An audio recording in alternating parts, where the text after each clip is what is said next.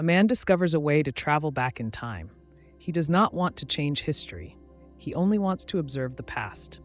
He sets his machine for the distant past, long before humans existed, and arrives in a prehistoric jungle.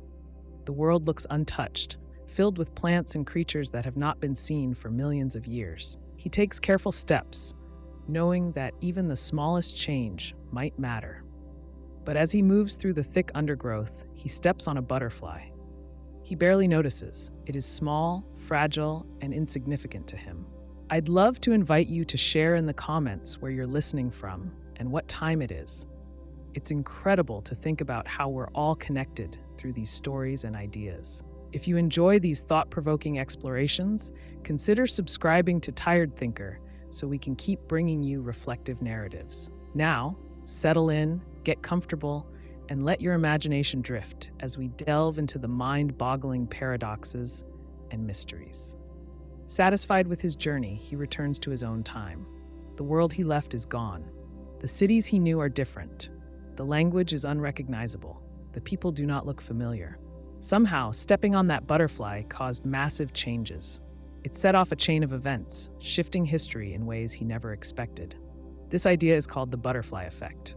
It comes from chaos theory, which studies how small changes can grow into major consequences. The phrase comes from the idea that a butterfly flapping its wings in one part of the world might lead to a storm in another. The effect is not about the butterfly itself, but about how small actions lead to bigger ones, changing the course of events. Time travel stories often use the butterfly effect to show how delicate the past can be. Even a minor change might ripple forward, altering everything. The idea is simple. If you change one detail in history, even one that seems unimportant, it can completely reshape the present and future. Imagine a traveler who goes back to the 1800s and gives someone a modern tool. The person who receives it becomes wealthy by using technology no one else has. That wealth gives them power. That power changes who they marry, how their children are raised, and what businesses succeed. Over time, the world shifts in ways the traveler never expected. When they return to their own time, they find a world that is unrecognizable. That one gift set off a series of changes, leading to a future that never would have existed otherwise. Another example comes from sports. Suppose a fan travels back to the past and shouts a warning to a baseball player about an incoming pitch. The player reacts differently, hitting the ball when they would have missed it. That changes the outcome of the game. The team that was supposed to lose now wins. That changes who makes it to the championships. That shift affects sponsorships, team contracts, and future drafts. A small moment, a single sentence, reshapes the careers of players, the history of the sport, and the lives of people who would have never known that moment happened. Sometimes, the changes are accidental. A scientist goes back in time and simply breathes in bacteria that no longer exist in their own era. Those bacteria stay in their body when they return to the future. Without realizing it, they spread a disease that had been wiped out long ago. What seemed like a harmless trip to the past becomes a disaster for the future. Other times, the changes happen through indirect actions. A traveler leaves behind a single object that should not exist in that time period. A simple coin, a photograph, or a piece of paper. Someone in the past finds it, wonders about it, and starts making decisions based on that object. Maybe an inventor sees a modern device and spends years trying to recreate it, leading to faster technological progress. Maybe a historian finds evidence of something that should not exist yet, leading to confusion and doubt about the past. One small mistake can shift entire fields of knowledge. The butterfly effect is not only about negative changes. A small event can improve the future as well. If a traveler saves a single person from an accident, that person might go on to make a discovery that helps millions. If they encourage someone at just the right moment, that person might take a path they never would have considered. The effect works both ways. A small action can make the world worse or better. The problem is that it is impossible to predict which way it will go. That is why time travel stories often treat the past as something delicate, something that should not be touched. In many stories, travelers try to avoid the butterfly effect by being extremely careful. They move through history as if they are ghosts, making sure not to disturb anything. But even observation can change the past. Suppose a traveler watches a historical event, standing unnoticed in the crowd. Their presence still takes up space. A person who would have stood in that spot now stands somewhere else. That shift, as tiny as it seems, might be enough to set off a chain reaction. Some versions of time travel try to avoid this paradox by suggesting that history corrects itself. In these stories, small changes do not matter because the timeline heals itself, always leading back to the same outcome. For example, if a traveler stops a historical figure from dying, something else will happen that causes their death another way. This theory, sometimes called temporal resilience, suggests that some events are too important to change, no matter how much someone interferes. But if the butterfly effect holds true, no event is immune to change. There are also stories where travelers try to use the butterfly effect on purpose. A person from the future might want to reshape history for their benefit. They could go back in time and influence key events, hoping to create a world where they hold more power. But because the butterfly effect is unpredictable, their attempts might not go as planned. They might make one small change, expecting a certain result, but instead, the world evolves in a completely different direction. The butterfly effect highlights the biggest problem with time travel. It is impossible to know what changes will matter. A single word, a single step, or a single moment can alter history in ways no one can predict. Even if someone tries to be careful, the smallest action can ripple outward, affecting events in ways they never intended. That is why so many time travel stories end with travelers realizing that they cannot fix their mistakes. The past is too fragile. Once they change something, they can never put it back exactly as it was. Some argue that the butterfly effect is not just a theory of time travel, but also a reflection of real life. Every day, people make small choices that shape the future. A kind word at the right moment might encourage someone to pursue their dreams.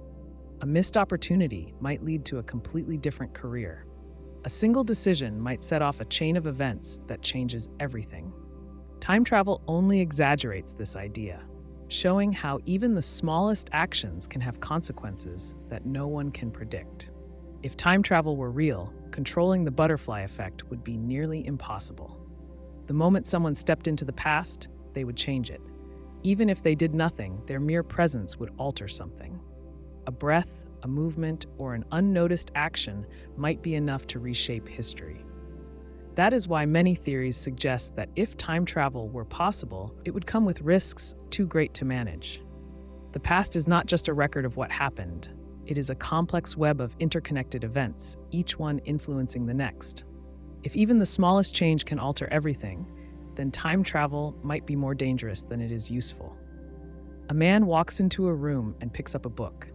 As he flips through the pages, he sees a note written in his own handwriting. The note tells him to go to a particular location at a specific time. He follows the instructions and arrives at an abandoned building. As he enters, he sees a younger version of himself standing in the middle of the room, confused. The older version of himself hands the note to the younger man and tells him to follow it when the time comes. Then, he leaves. The younger man looks down at the note and wonders where it came from. He recognizes his own handwriting, but he doesn't remember writing it. He follows the instructions just as the older version of himself did before. The cycle continues. The reverse causality paradox creates situations where an event seems to happen before its cause. It defies how people usually think about cause and effect. Normally, something happens, and that causes another thing to happen. If a glass falls from a table and breaks, the cause is the glass falling. The effect is the glass breaking. Reverse causality suggests the opposite. The glass breaks first, and then it falls. The order of events doesn't follow the usual pattern of time moving forward. Instead, the effect occurs before the cause. Imagine a scientist who invents a time machine. She wants to test it, so she decides to send a simple message back in time. She sets the machine to send an email to herself 1 week earlier. The next morning, she opens her laptop and sees an email from her future self. It tells her exactly how to complete the final calculations for her time machine. She follows the instructions, finishes her work, and eventually sends the same email back in time. The problem is that the email never had an original author. She never figured out the calculations on her own. The information exists in a loop with no starting point. This paradox appears in many forms. A musician dreams of a melody and writes it down. He later becomes famous for the song. Years later, he travels back in time and plays the melody for his younger self, who then writes it down and records it. The song has no origin. It exists because it was passed back in time, but no one actually composed it in the first place. Another version of this paradox happens when someone learns about an event before it occurs, leading them to cause the event itself. A man finds a newspaper from the future that reports a car accident at a specific intersection. He reads about the time and place and decides to avoid that intersection to stay safe. On the day of the accident, he takes a different route, but in doing so, he unknowingly causes a chain reaction that leads to the crash happening exactly as described in the newspaper. His attempt to prevent the event actually causes it. The accident happened because he tried to avoid it. This paradox challenges how time works. People usually think about time as moving in a straight line. First, something happens, and then something else follows. If a person drops a cup, it falls to the ground and breaks. The breakage comes after the fall. But in a case of reverse causality, the cup breaks first, and then it falls. That doesn't make sense in the usual understanding of time. The effect should not happen before the cause. Science fiction explores this idea in many ways. A classic example comes from stories where someone receives a warning about the future, but their attempt to change it causes the future they were trying to avoid. In one version, a man learns that he will be in a fatal accident. Determined to escape his fate, he leaves town and takes an unfamiliar road. Along the way, he gets lost and ends up at the exact place where the accident was supposed to happen. His decision to avoid the danger is what puts him in danger. The cause and effect become tangled. A more extreme example involves physical objects. Suppose a man builds a time machine and sends a hammer back in time to himself. He receives the hammer and then, years later, sends it back in time again. The hammer exists, but it was never made. No one forged it. It exists only because it was caught in a time loop. This scenario creates a logical problem. Every object must have an origin. If the hammer was never created, how does it exist? The same issue applies to information, people, and events. If something exists only because it was passed back in time, then it has no true beginning. This paradox becomes even stranger when applied to human actions. Imagine a scientist who builds a time machine. Before she tests it, a version of herself from the future appears and hands her the completed blueprints. She then follows those blueprints and builds the machine.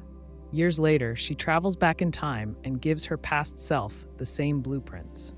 No one ever designed the machine. It exists because it was given to itself in an endless cycle. Reverse causality also appears in quantum mechanics. Some theories suggest that particles behave in ways that defy traditional cause and effect. A particle might seem to react to something that hasn't happened yet. Experiments in quantum physics sometimes show results that suggest future events influence the past. While this is not the same as time travel, it raises questions about how cause and effect actually work. The idea of events happening before their causes also appears in paradoxes like the Bootstrap Paradox. In both cases, something exists without an identifiable origin. However, the reverse causality paradox focuses on how an event itself can be triggered by its own result. This can lead to infinite loops where causes and effects blend together in a way that doesn't fit traditional logic. This paradox forces people to reconsider their assumptions about time. If causes must always come before effects, then reverse causality should not be possible. But if time does not follow a strict linear progression, then cause and effect might not be as straightforward as they seem. In a world where reverse causality is possible, actions could be determined by future events rather than past ones. Someone might act because they have already seen the result of their action rather than the other way around. Time travel stories often rely on this paradox to create tension. A character might receive a warning from the future and then spend the entire story trying to change their fate, only to realize that their actions led to the future they were trying to avoid. This is a common theme in literature and film because it highlights the uncertainty of time travel and the possibility that events are predetermined. Some scientists argue that reverse causality cannot happen in reality because it would violate the fundamental laws of physics. Others suggest that under certain conditions, especially at the quantum level, events might not always follow the strict sequence of cause and effect. The idea remains controversial, but it raises interesting questions about how time functions. If reverse causality were real, it would have profound implications. It would mean that events in the future could shape the past just as much as the past shapes the future. A person could make a decision not because of past experiences, but because of something that hasn't happened yet. Reality would become much more complicated. This paradox makes people rethink their understanding of time, logic, and causation. It suggests that the universe may not operate in a simple, linear fashion. Instead, events might be connected in ways that are not yet fully understood. It challenges the assumption that the past determines the future and suggests that, in some cases, the future might also determine the past. A person builds a time machine and decides to test it by traveling back to the early 1900s. They set the machine to take them to a time before their grandfather met their grandmother. They arrive in a small town and find themselves in a world very different from their own. The streets are filled with early automobiles, people wear old-fashioned clothes, and electricity is not yet widespread. The time traveler knows they must be careful. Any action they take could change the course of history. While exploring, they see a young man who looks familiar. After watching him for a while, they realize this man is their grandfather. At this moment, the time traveler faces a question. What happens if they interfere with his life? If they somehow prevent him from meeting their grandmother, their parent will never be born. Without their parent, they will never be born either. If they are never born, how could they have traveled back in time to stop their grandfather from meeting their grandmother? This paradox challenges the basic idea of cause and effect. Normally, every event has a cause that comes before it. The past influences the present, and the present influences the future. But time travel turns this logic upside down. If a person can travel to the past and change events, they can remove the very conditions that allowed them to exist. This creates a contradiction. To understand the problem, imagine a simple version of the paradox. A man travels back in time with the goal of preventing his grandfather from surviving a particular event. He succeeds. Now his grandfather never has children, which means the time traveler is never born. But if the time traveler is never born, how did he go back in time in the first place? There is no logical way for both of these statements to be true at the same time. Some people try to solve the paradox by suggesting that time corrects itself. According to this idea, something would prevent the time traveler from changing history in a way that causes a contradiction. Perhaps they would accidentally fail in their attempt, or an unexpected event would block them at the last moment. No matter what they do, their grandfather would still meet their grandmother, and history would stay the same. This idea suggests that the past is fixed and cannot be changed, no matter how hard someone tries. Others propose an alternative explanation. Instead of history correcting itself, time travel could create a new timeline. When the time traveler prevents their grandfather from meeting their grandmother, they do not erase their own existence. Instead, they create an alternate version of history where they were never born. But in their original timeline, they were still born and traveled back in time. This idea suggests that time travel works by creating parallel universes rather than changing the past. Some scientists argue that time travel to the past may be impossible for exactly this reason. If a person could change the past, they could create paradoxes that defy logic. This would suggest that time travel can never happen, at least in a way that allows changes to history. Others argue that time travel might be possible, but that the laws of physics prevent paradoxes. They suggest that events would always play out in a way that avoids contradictions. Science fiction often explores these ideas. Many stories use the grandfather paradox as a central plot point. In some stories, a time traveler accidentally changes the past and erases their own existence. In others, time corrects itself in strange ways. A person might try to prevent an event only to realize later that their actions caused it to happen in the first place. These stories highlight the strange consequences of time travel and make people think about the nature of time and reality. Another version of the paradox involves smaller changes to the past. Instead of preventing their grandfather's birth, the time traveler makes a small change that affects their own life. Perhaps they convince their grandfather to move to another country. This means he never meets their grandmother, and the time traveler is never born. But if they were never born, they could not have traveled back in time to convince him to move. The contradiction remains. Some people suggest that free will would play a role in time travel. If a person went back in time, they might have the ability to change small details but not major events. Perhaps they could talk to people or move objects, but something would always prevent them from making changes that cause paradoxes. This idea is similar to history correcting itself, but suggests that certain events are fixed points in time. The paradox also raises questions about identity. If a person goes back in time and changes their family history, are they still the same person? If their grandparents never met, their parents never existed in the same way. This means their DNA would be different. Even if someone else was born in their place, that person would not be them. This means the time traveler is not just erasing their existence, but replacing themselves with a completely different version of reality. This problem applies to any change in the past. If a person goes back in time and makes a small adjustment, they risk altering events in ways they cannot predict. A single conversation could change someone's decisions, leading to a different chain of events. Over time, these small differences add up. The farther back a person travels, the greater the risk of changing history in unintended ways. There are also ethical questions. If time travel were possible, should people be allowed to change the past? If someone could prevent a major historical tragedy, should they do it? What if preventing that tragedy caused worse events in the future? These questions make the paradox even more complicated. The paradox does not only apply to people. It can involve objects and information as well. Imagine a scientist travels back in time and gives a famous physicist the equations for a groundbreaking theory.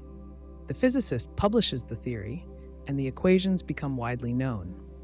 Later, the scientist learns about the equations and decides to take them back in time to share with the physicist. But if the scientist only learned about the equations because they already existed, where did they originally come from? This is another version of the paradox, where something exists without an original cause. The paradox also raises questions about determinism. If time travel is possible but paradoxes must be avoided, does this mean that all events are predetermined? If a person tries to change the past and always fails, does this mean they never had free will in the first place? Some theories suggest that time is a fixed loop where all events are already set in place. If a person time travels, they were always meant to do so, and their actions were already part of history.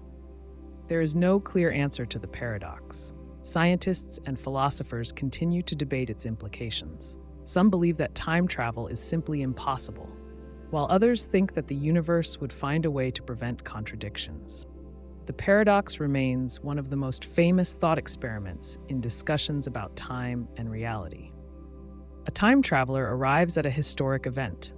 They do not intend to interfere. They only want to watch. They take careful steps to stay hidden. They believe they can observe the past without changing it, but their presence alone is enough to shift the course of history. This is the heart of the observer's paradox in time travel. The idea is simple. Even if a person does nothing, their existence in the past could influence events in ways they do not realize. Imagine a historian who invents a time machine. They choose to witness the signing of the Declaration of Independence. They dress in period clothing, remain in the background, and make no contact with anyone. They believe they are just another face in the crowd. But what if someone sees them and hesitates? What if one of the signers glances at this unfamiliar figure, pauses for a moment, and then changes a word in the document? That hesitation, that small change, could create an entirely different outcome. The historian did not speak. They did not act. But their presence altered history. A more extreme example could involve a journalist who travels back to witness the assassination of Archduke Franz Ferdinand in 1914. They want to see it exactly as history recorded, but their very presence might cause one of the bystanders to move differently. Perhaps a witness, startled by an unfamiliar face, shifts a few steps to the side. That slight movement could cause the assassin to miss or change the sequence of events that followed. World War I, a war that shaped the 20th century, might unfold in a completely different way. The journalist would never know how their observation changed history, but the effects would ripple forward in ways no one could predict. This paradox does not require the time traveler to act. It does not even require them to be noticed. The environment itself can react to their presence. Suppose a scientist builds a machine to go back and study dinosaurs. They step out of their time capsule and remain silent. They avoid touching anything. They do not interact with the animals. But their scent, their body heat, or even the displacement of air from their arrival could disturb a butterfly resting on a leaf. That small shift could lead to a predator missing a meal, a change in migration, or the survival of a creature that should have died. Over millions of years, that one disturbance could shape evolution in a way that creates an entirely new world. Even a passive observer can introduce change in less direct ways. A person standing in a field might cast a shadow that a passing bird avoids. That bird might have dropped a seed in one location, but now drops it elsewhere. A tree grows in a different spot than it originally would have. The tree shades the ground in a new way, changing which plants survive. Generations later, an entire forest stands where it never would have before. That minor shift could determine whether an ancient civilization thrives or fails. A time traveler, simply by existing in a place they were never meant to be, might redirect the course of history. The observer's paradox challenges the idea of passive time travel. It suggests that no one can travel to the past and remain neutral. It implies that history is fragile and that any change, no matter how small, will always have consequences. The traveler might believe they are careful. They might avoid direct interaction, but they cannot erase their presence. The mere act of observation guarantees that the past is no longer the same past they intended to see. The paradox also raises questions about knowledge itself. If a historian visits the past to verify an event, are they seeing the real history, or are they seeing a version of history altered by their presence? If a scientist records data from the past, can they trust their findings, knowing that their very act of observing may have changed what they measured? If a time traveler watches an event, how can they be sure they are not part of the reason it happened the way it did? In some interpretations, this paradox suggests that time travel to the past is impossible because history does not allow observation without interference. In others, it raises the idea that history is self-correcting, adjusting itself to absorb any changes the traveler might introduce. Some theories propose that any time traveler who goes back will only ever see a version of history that already includes their presence. If they were always there, then nothing actually changed. But if they were never meant to be there, their very existence might split time into a new branch, creating an alternate history that never existed before. The paradox becomes even more complicated when considering human psychology. If a time traveler watches a famous speech, their silent reaction could influence the speaker's confidence. A glance, a nod, or a moment of distraction from an unknown face in the audience could shift the speaker's tone or choice of words. That subtle shift could reshape how the audience responds, altering how history remembers the moment. A speech that once inspired revolution might now fall flat. A message that once united a people might now go unheard. The traveler might never realize how their observation shaped the outcome. There is also the question of memory. If a person observes a key moment in history, do they bring back a memory of what truly happened, or do they remember the version of history that now includes their presence? If a historian takes notes on an event, do those notes reflect what was always supposed to happen, or do they now document an altered version of the past? Can anyone ever be sure they are witnessing the true past, or are they always seeing a version that has been touched by their own existence? The observer's paradox also raises ethical concerns. If a traveler knows they cannot observe the past without influencing it, should they go back at all? Even the best intentions cannot erase the fact that their presence creates change. A scientist studying the past might justify their actions by claiming the changes they introduce are too small to matter. But how can they be sure? If every action, no matter how minor, has a consequence, then even the smallest interference could lead to massive, unpredictable effects. A decision to observe might seem harmless in the moment, but could reshape history in ways that cannot be undone. There is no way to predict how a time traveler's presence might change history. A single breath, a misplaced step, or a moment of hesitation could be enough to alter the course of events. The traveler may never know what they changed. They may return to their own time and see a world that looks familiar, unaware that it has shifted in ways they will never recognize. The paradox does not require them to act. It does not require them to speak. It only requires them to exist in a time and place where they were never meant to be. A person steps into a time machine and travels back 100 years. They arrive in the early 1900s, blending into society. Over time, they meet someone, fall in love, and have a child. That child grows up, has a family, and through the generations, their own lineage continues. Eventually, one of their descendants is born in the present day, the same person who originally stepped into the time machine. They have traveled back in time and unknowingly become their own ancestor. There is no clear beginning or end to their existence, just an infinite loop of events where they cause themselves to be born. This paradox creates a problem with causality. Normally, every person comes from a set of parents who come from their own parents, stretching back in a continuous chain. Each person exists because of biological reproduction that follows a clear timeline. But in this case, the origin point disappears. The traveler was born because they went back in time and caused their own birth. This means their existence is self-created. There is no original ancestor, no first person to start the cycle. The entire chain of events loops back on itself, which defies how cause and effect usually work. This paradox is sometimes called the Ontological Paradox, but the self-creation paradox is a more specific version. It deals with a person instead of an object or idea. It's a problem because it challenges the way time and reality work. Normally, things exist because something caused them to exist. A book is written by an author, a painting is created by an artist, a machine is built by an engineer. But in the case of the self-creation paradox, there is no true creator. The person who exists was never originally born in a normal way. They were only born because they traveled back and caused it to happen. Think of another scenario. A baby is left on the doorstep of an orphanage in the year 1900. The people running the orphanage take the baby in, but they don't know where the child came from. The baby grows up, eventually discovers time travel, and decides to go back in time to investigate their origins. They travel back to the year 1900 and see a familiar scene, a baby being left on the doorstep of an orphanage. They realize they are the one who left the baby there. In other words, they place themselves in history. There was never a moment when the baby was originally born.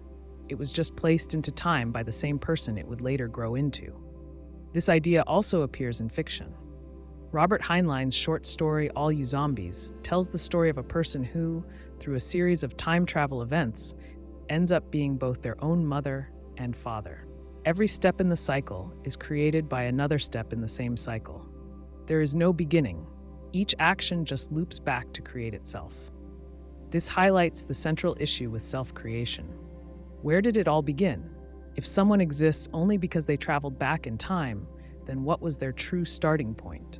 Science fiction often explores this paradox because it presents a deep problem for how we understand time. If someone can be their own ancestor, then the normal rules of history no longer apply. It means a person can exist without needing a first cause. But that contradicts how everything else in reality works. If something exists, there must be a reason for it. A planet forms because of gravity pulling material together. A person is born because of biological reproduction. A building stands because it was designed and constructed. But in a self-creation loop, there is no original cause. The person just is. They exist without ever truly being created. One way to look at this paradox is through the idea of a closed time loop. In normal time, events happen in a straight line. One thing causes another, which causes another, and so on. But a closed time loop is different. It doesn't go in a straight line. Instead, it folds back on itself, so that events keep repeating with no clear beginning. A self-created person exists in this loop. They are born because they go back in time, and they go back in time because they are born. There is no starting point. It's just a cycle that keeps itself going. Some people argue that this type of paradox could never happen. They believe the laws of nature would prevent it. Others suggest that time travel might work in a way that allows for loops like this, but we don't fully understand how. If time travel ever becomes possible, we may have to rethink how causality works. Could the universe allow a person to create themselves? Or would some unknown rule prevent it? The self-creation paradox also raises questions about identity. If someone goes back and causes their own birth, who are they? Are they a normal human, or are they something different, something outside of the usual rules of time? If there is no original version of them, are they real in the same way that other people are? Most people have a clear origin. They are born at a specific time to specific parents. Their past is fixed and known, but a self-created person has no fixed origin. Their past is a loop, not a straight line. This challenges our basic understanding of what it means to be a person. It also creates issues for free will. If a person exists only because they went back in time, do they have any choice in the matter? Could they decide not to go back, or is the loop unbreakable? If they choose not to travel back, then they were never born, which means they never had the choice in the first place. This raises a troubling question. Is their life truly theirs, or is it locked into a predetermined path? If their past is already written, does that mean their future is also fixed? This idea connects to other time travel paradoxes, like the Predestination Paradox, where attempts to change the past always end up preserving it. Another problem with the self-creation paradox is the issue of genetic material. In normal reproduction, two parents contribute DNA to create a new person. But in a self-creation loop, where does the genetic material come from? If the traveler is their own ancestor, then their DNA must come from themselves. But that creates an endless cycle with no original source. In real biology, DNA mutates over time, and new traits appear through mixing genetic material from different people. A person who is their own ancestor would have no genetic diversity. In reality, this would likely cause problems over generations, as mutations and errors accumulate without new genetic material being introduced. The paradox becomes even more complex when considering changes to history. If someone is their own ancestor, then history must remain stable to ensure they exist. But what happens if an outside force interferes? What if someone else time travels and disrupts the cycle? Would that erase them from existence? If so, then their entire timeline is fragile, dependent on every event happening exactly as before. But if their timeline is flexible, then that suggests they could change their own history, raising even more questions about causality. The self-creation paradox highlights one of the biggest problems with time travel. It breaks the normal cause and effect relationship that governs the universe. In our everyday experience, things exist because something caused them to exist. The self-creation paradox removes that cause, leaving only an endless loop with no beginning. If time travel ever becomes a reality, we may have to face the possibility that such paradoxes could exist. But for now, they remain thought experiments. Questions about what might happen if time were not as simple as we think. A traveler steps into a machine designed to send them back in time. They set the dial for a moment before a crucial event. Maybe it's something small, like a dropped cup that shattered on the floor. Or maybe it's something bigger, like the flick of a switch in a laboratory that starts a chain reaction. They arrive and act, changing what was supposed to happen. The cup doesn't drop. The switch doesn't flick. But now there's a problem. If they change the event, then the future they came from no longer exists in the same way. So how did they travel back in time at all? Quantum mechanics complicates time travel. It suggests that particles behave in unpredictable ways when observed, and that events may not always have fixed outcomes. In the classical view, an event happens, causes lead to effects, and time moves in one direction. But quantum mechanics allows for superposition, where a particle can be in multiple states at once until it is measured. It allows for entanglement, where one particle's state depends on another's even across vast distances. And it allows for the possibility that the past and future are linked in ways that defy common sense. A famous experiment highlights this strangeness. In the delayed choice quantum eraser experiment, a particle's behavior changes based on something that happens later. A photon passes through a barrier and splits into two possible paths. It moves toward a detector, which should reveal which path it took. But whether the path is revealed or hidden depends on a choice made after the photon has already traveled. This suggests that the future can affect the past, at least on a microscopic level. Now imagine applying this to time travel. A person goes back in time and changes an event. But what if the event exists in a quantum superposition, meaning it has multiple possible outcomes until observed? The traveler may expect a single version of history, but the moment they interfere, the past adjusts. Maybe they see two versions of an event overlap. Maybe they cause a paradox, where an event both does and does not happen at the same time. If quantum mechanics allows multiple possibilities to exist, time travel might create contradictions that can't be resolved. A scientist working on time travel might test this with a simple experiment. They send a small particle back in time, set to hit a detector. The detector is programmed to register the impact and erase the particle before it was sent. If the erasure works, then the particle was never sent. But if the particle was never sent, then how did it hit the detector? The contradiction doesn't make sense in classical physics, but in quantum mechanics, the answer might be different. The particle could enter a quantum state where it both exists and doesn't exist, much like Schrödinger's cat. It may form a closed loop where its existence depends on its own effect. Some scientists propose that quantum time travel avoids paradoxes by allowing histories to adjust. Instead of a paradox destroying logic, the past shifts to accommodate the traveler's actions. This idea, sometimes called the self-healing universe, suggests that changes made in the past always lead to the same future outcome. A traveler who tries to prevent an invention from being created might find that they only changed who invented it, not the invention itself. A traveler who tries to stop a war might find that the war happened for a different reason instead. Events adjust, keeping history intact. Another possibility is that quantum time travel creates new timelines. If reality follows the many worlds interpretation, then every quantum event splits into separate versions of the universe. A traveler who changes the past doesn't erase their own history, but jumps to a new timeline where events happen differently. In this view, time travel isn't a loop, but a branch, where new paths form whenever history is altered. The traveler may never return to their original timeline, meaning they can't undo their trip. A practical test of quantum time travel would require controlling tiny particles at a level far beyond current technology. Scientists have experimented with quantum teleportation, where information moves between entangled particles instantly, but this isn't the same as sending a physical object through time. For now, time travel remains a thought experiment. But if quantum mechanics allows the future to influence the past, then the paradoxes of time travel may not be as rigid as they seem. A person standing in a time machine might assume that changing the past would erase their future. But quantum mechanics suggests that the future isn't set in stone. It suggests that events can be linked in ways that seem impossible.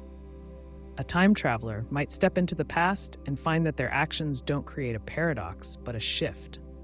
They might try to stop an event, only to realize that their interference was already part of history. They might change a small detail, only to watch the universe adjust around them. Time travel could be less about rewriting history and more about navigating a reality that is always in motion. A man discovers a book on advanced physics. He studies it, memorizes its contents, and later in life, he travels back in time with the book. He hands it to a young scientist in the past, who then publishes it under their name. The book becomes famous, inspiring generations of scientists. Eventually, the book is found by the same man when he is young, beginning the cycle again. At no point in this sequence was the book ever written by an original author. It simply exists, passed from one point in time to another without an origin. The Bootstrap Paradox creates a loop where an object, idea, or piece of information has no clear point of creation. It exists because it was brought from the future to the past and then carried forward again. This paradox raises the question of where things truly originate and whether time travel allows something to exist without a creator. A common example used to illustrate this paradox involves William Shakespeare. Imagine a time traveler who loves Shakespeare's works and memorizes his most famous plays. Wanting to meet the famous playwright, they travel back to the 16th century. When they arrive, they discover that Shakespeare is struggling to write and hasn't yet produced anything. Worried that history may change, they write down the plays from memory and hand them to Shakespeare, who then publishes them under his name. This creates a loop where Shakespeare's works exist because they were given to him by someone who had already read them in the future. But if Shakespeare never wrote them in the first place, where did they come from? Another way to think about the Bootstrap Paradox is through technology. Suppose a scientist in the future builds a time machine. Before they can reveal their invention, someone from the future visits them and hands them blueprints for the exact same machine. The scientist follows the blueprints and builds the machine. Years later, when they are older, they travel back in time and hand the blueprints to their younger self, ensuring the cycle continues. At no point was the design originally created. It has always existed within the loop, appearing to have no origin. This paradox challenges the way people think about causality. Normally, an event has a cause, and that cause has its own cause, forming a logical chain that moves forward in time. The Bootstrap Paradox disrupts this order by creating a loop where something exists without a first cause. It is similar to the question of the chicken and the egg. If a chicken lays an egg, which hatches into another chicken, the cycle continues indefinitely. But what if someone found an egg, went back in time, and gave it to the first chicken? Then the egg would exist without a clear point of origin. The paradox is named after the idea of pulling oneself up by one's bootstraps, an impossible task. In literature and media, the Bootstrap Paradox appears often in time travel stories. In the television series Doctor Who, the protagonist describes the paradox with a simple example. A time traveler loves Beethoven's music and wants to meet him. They go back in time to the period when Beethoven was alive, but they discover that he doesn't exist.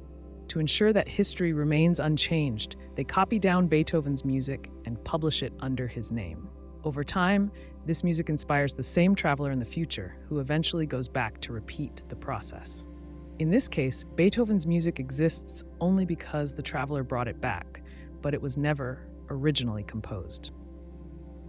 The paradox becomes even more confusing when applied to knowledge. Suppose a historian in the future finds a detailed record of an ancient civilization that no one had ever seen before. The historian, eager to learn more, travels back in time and shares this knowledge with the people of that civilization, who then document their history based on what they have been told. Thousands of years later, the same historian discovers these records and learns from them, completing the loop. The history of the civilization exists, but it has no real beginning. One of the strangest things about the Bootstrap Paradox is that it does not seem to break the laws of physics directly. In some interpretations of time travel, the paradox is simply a self-consistent loop where events happen in a closed cycle. Nothing is changed and no contradictions appear. However, it does create a logical puzzle, since everything within the loop lacks a point of origin. If time travel were possible, the Bootstrap Paradox would raise questions about where ideas, inventions, and works of art truly come from. If a scientist in the future builds a groundbreaking invention and then travels back in time to give it to an earlier scientist, who then claims credit for it, who actually invented it. If a poet memorizes famous works from the future and gives them to a writer in the past, who then publishes them, where did the poetry originate? The paradox suggests that information and objects might be able to exist without creation. If a person builds a time machine and then gives themselves the plans for it from the future, they never had to figure out how to build it in the first place. The design simply exists within a loop. This idea challenges the traditional view of cause and effect, making time travel a difficult concept to resolve logically. In science fiction, the Bootstrap Paradox often appears as a storytelling device. In some cases, it is used to create mystery, where characters must figure out how something exists if no one ever originally created it. Other times, it serves as a way to explore the consequences of time travel, showing how events might repeat in ways that defy normal logic. A well-known example from film is in the Terminator series. In the story, a company called Cyberdyne Systems creates a powerful artificial intelligence called Skynet. However, the technology that allows them to build it comes from a damaged robot sent from the future. The robot is destroyed, but the pieces are used to reverse engineer the advanced technology. This leads to the development of Skynet, which eventually creates the robot that is sent back in time. This loop ensures that the technology exists, but it was never actually invented in the first place.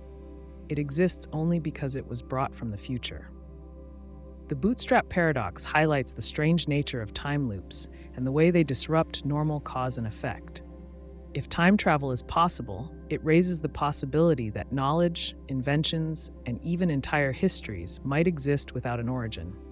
This creates a puzzle that remains unsolved, leaving open the question of whether time travel can truly function in a way that makes logical sense.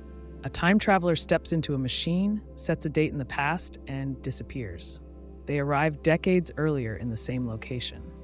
The moment they appear, an extra mass has entered the system. If energy cannot be created or destroyed, where does the energy for their body and machine come from? If they return to the future, does the energy leave with them, or does it stay? If they travel forward in time, does the past lose energy when they disappear? These questions highlight a fundamental problem with time travel and the law of conservation of energy. Physics states that in a closed system, the total amount of energy remains constant. It can change form, like when chemical energy in food becomes kinetic energy in movement, but it does not appear or vanish. The universe is the ultimate closed system, so energy should always remain the same. If time travel allows mass and energy to shift between different points in time, it suggests a system where energy can be added or removed from different eras, violating this law. Imagine a person travels from 2025 to 1925. The moment they arrive, the universe in 1925 has more energy than it should. Their body, the time machine, even the air displaced when they materialize, all of it adds mass and energy. If they brought a smartphone, it contains batteries charged with energy that did not exist in 1925. They could light a bulb using stored electricity that was supposed to be in the future. If they never return, this energy stays in the past. Over billions of years, even small changes could add up, shifting the balance of the universe. Now consider the opposite. If a person leaves 2025 and appears in 1925, then for an instant in 2025, the total energy of the universe drops. If they disappear permanently, the universe has permanently lost mass and energy. This breaks a fundamental rule of physics. The problem becomes worse if multiple time travelers move across time. If people and objects are constantly moving to the past, the present could lose energy at a rate that makes it unstable. One possible way around this is the idea that energy is not lost but displaced.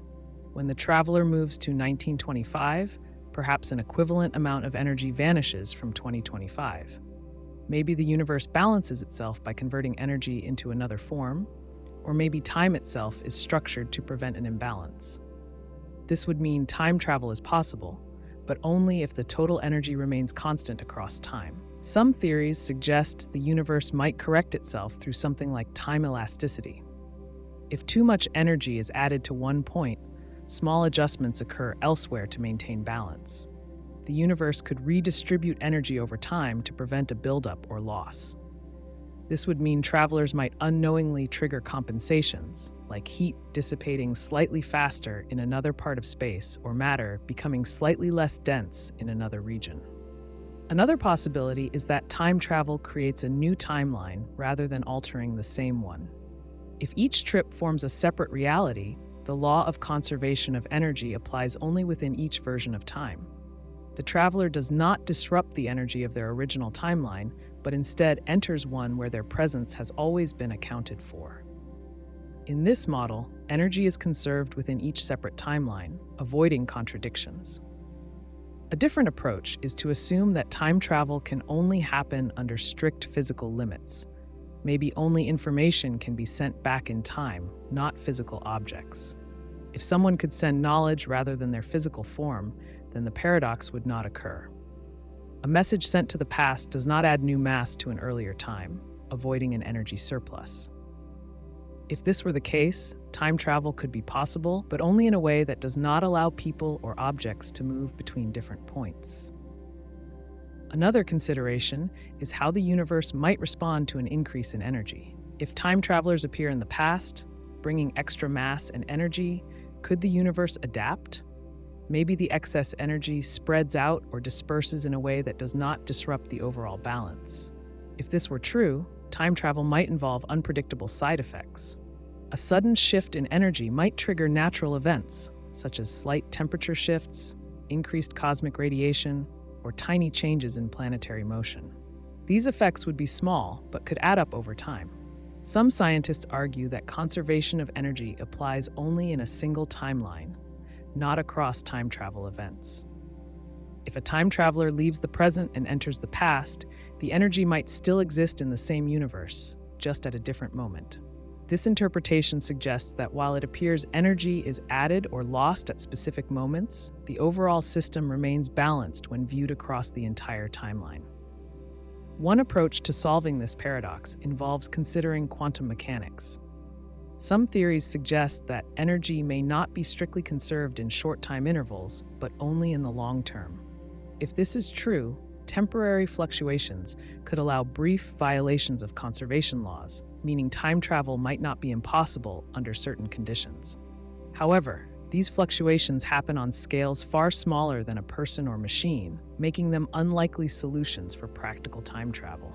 Another possibility is that time travel is naturally restricted to prevent these problems. Some theories suggest that if a person attempts to travel back in time in a way that breaks energy conservation, the event never happens. The universe might prevent paradoxes by making certain time travel events impossible. If someone builds a machine that should allow travel to the past, physical laws might intervene, breaking the machine, stopping it from working, or preventing the necessary conditions. Some speculative ideas suggest that if time travel were possible, the entire universe might adjust itself in ways we do not understand. If mass and energy are added at one moment, the universe might redistribute them through unknown mechanisms. These ideas remain highly theoretical, as there is no evidence that such corrections occur. If time travel works without violating conservation laws, then something must account for the extra energy. The missing piece of the puzzle could involve unknown physics, interactions between time and space, or hidden variables.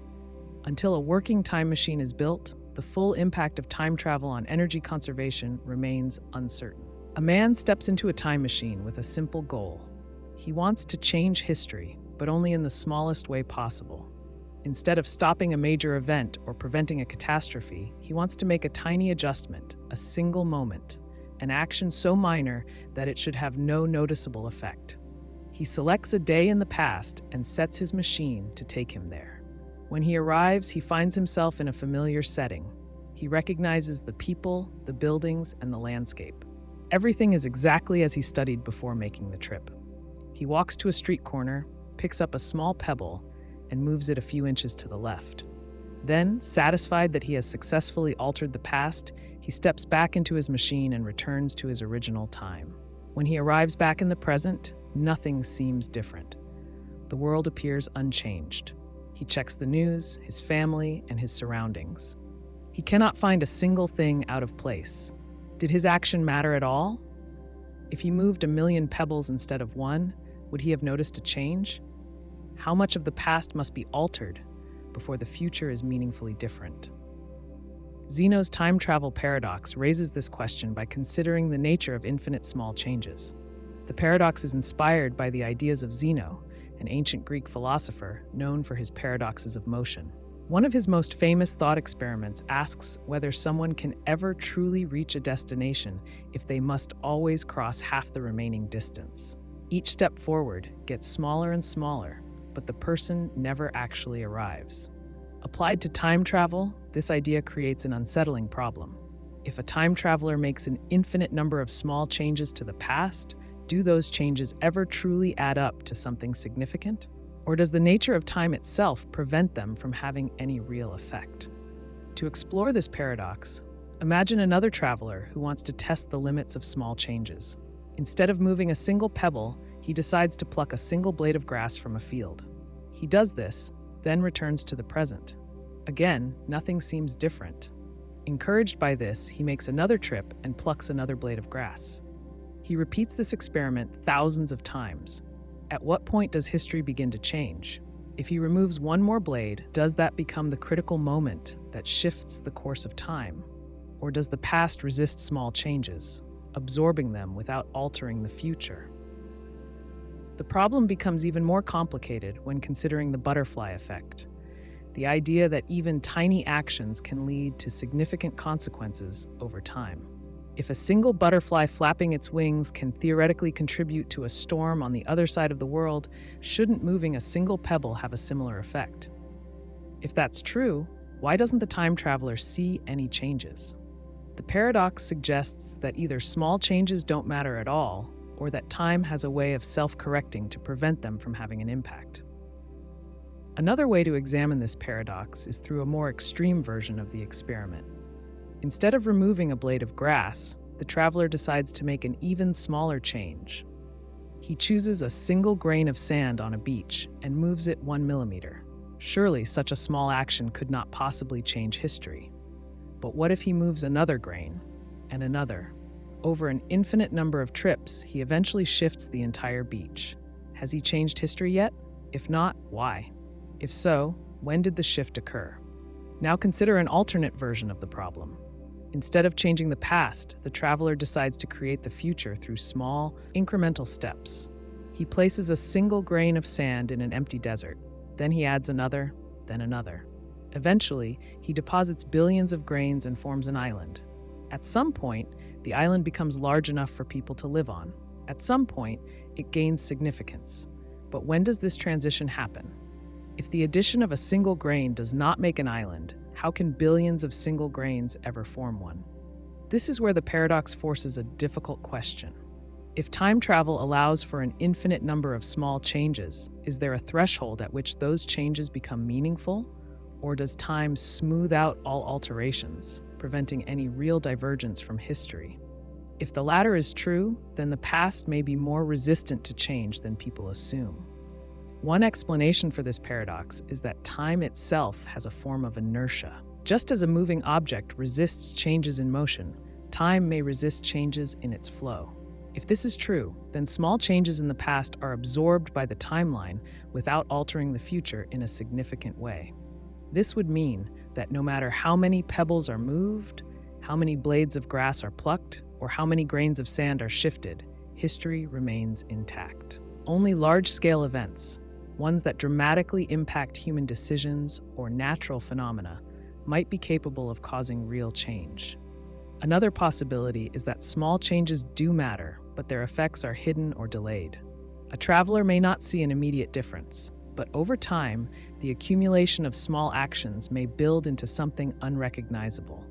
Perhaps moving a single pebble prevents an ant from crossing a path, which changes the course of its life, which in turn affects a predator that relies on it for food, which in turn influences an entire ecosystem. The effects may take decades or centuries to manifest, but eventually, history could be completely different. But if this is true, then how can a time traveler ever predict the consequences of their actions? If even the smallest change has an eventual impact, then every action becomes a potential cause of massive disruption. In this view, time travel becomes a game of chance, where any trip to the past might unknowingly create a future that the traveler could never anticipate. Some theories attempt to resolve this paradox by introducing the idea of multiple timelines. Instead of changing a single history, each action creates a new branch in time, forming an alternate reality. In this scenario, The traveler does not actually alter their own past, but instead shifts into a parallel timeline where events play out differently. The original timeline remains untouched, and all small changes simply create an expanding web of possible worlds. But this raises another issue. If every small action results in a new timeline, then an infinite number of universes must exist to accommodate every possible variation. If a traveler shifts a grain of sand and creates a new reality, what happens when they shift another grain? Does that create yet another branch? If so, the number of possible futures becomes overwhelmingly large, stretching beyond human comprehension.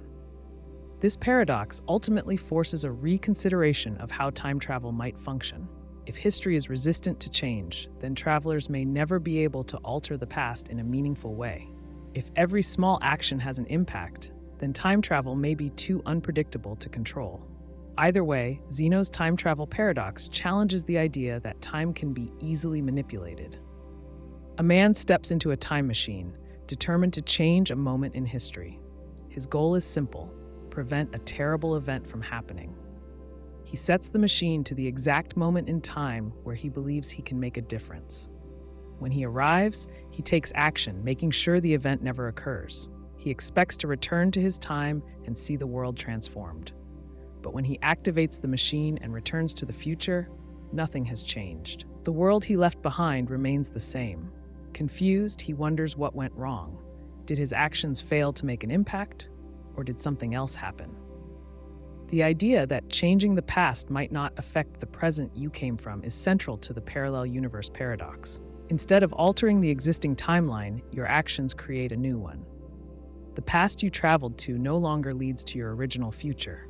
It branches off into an entirely different reality.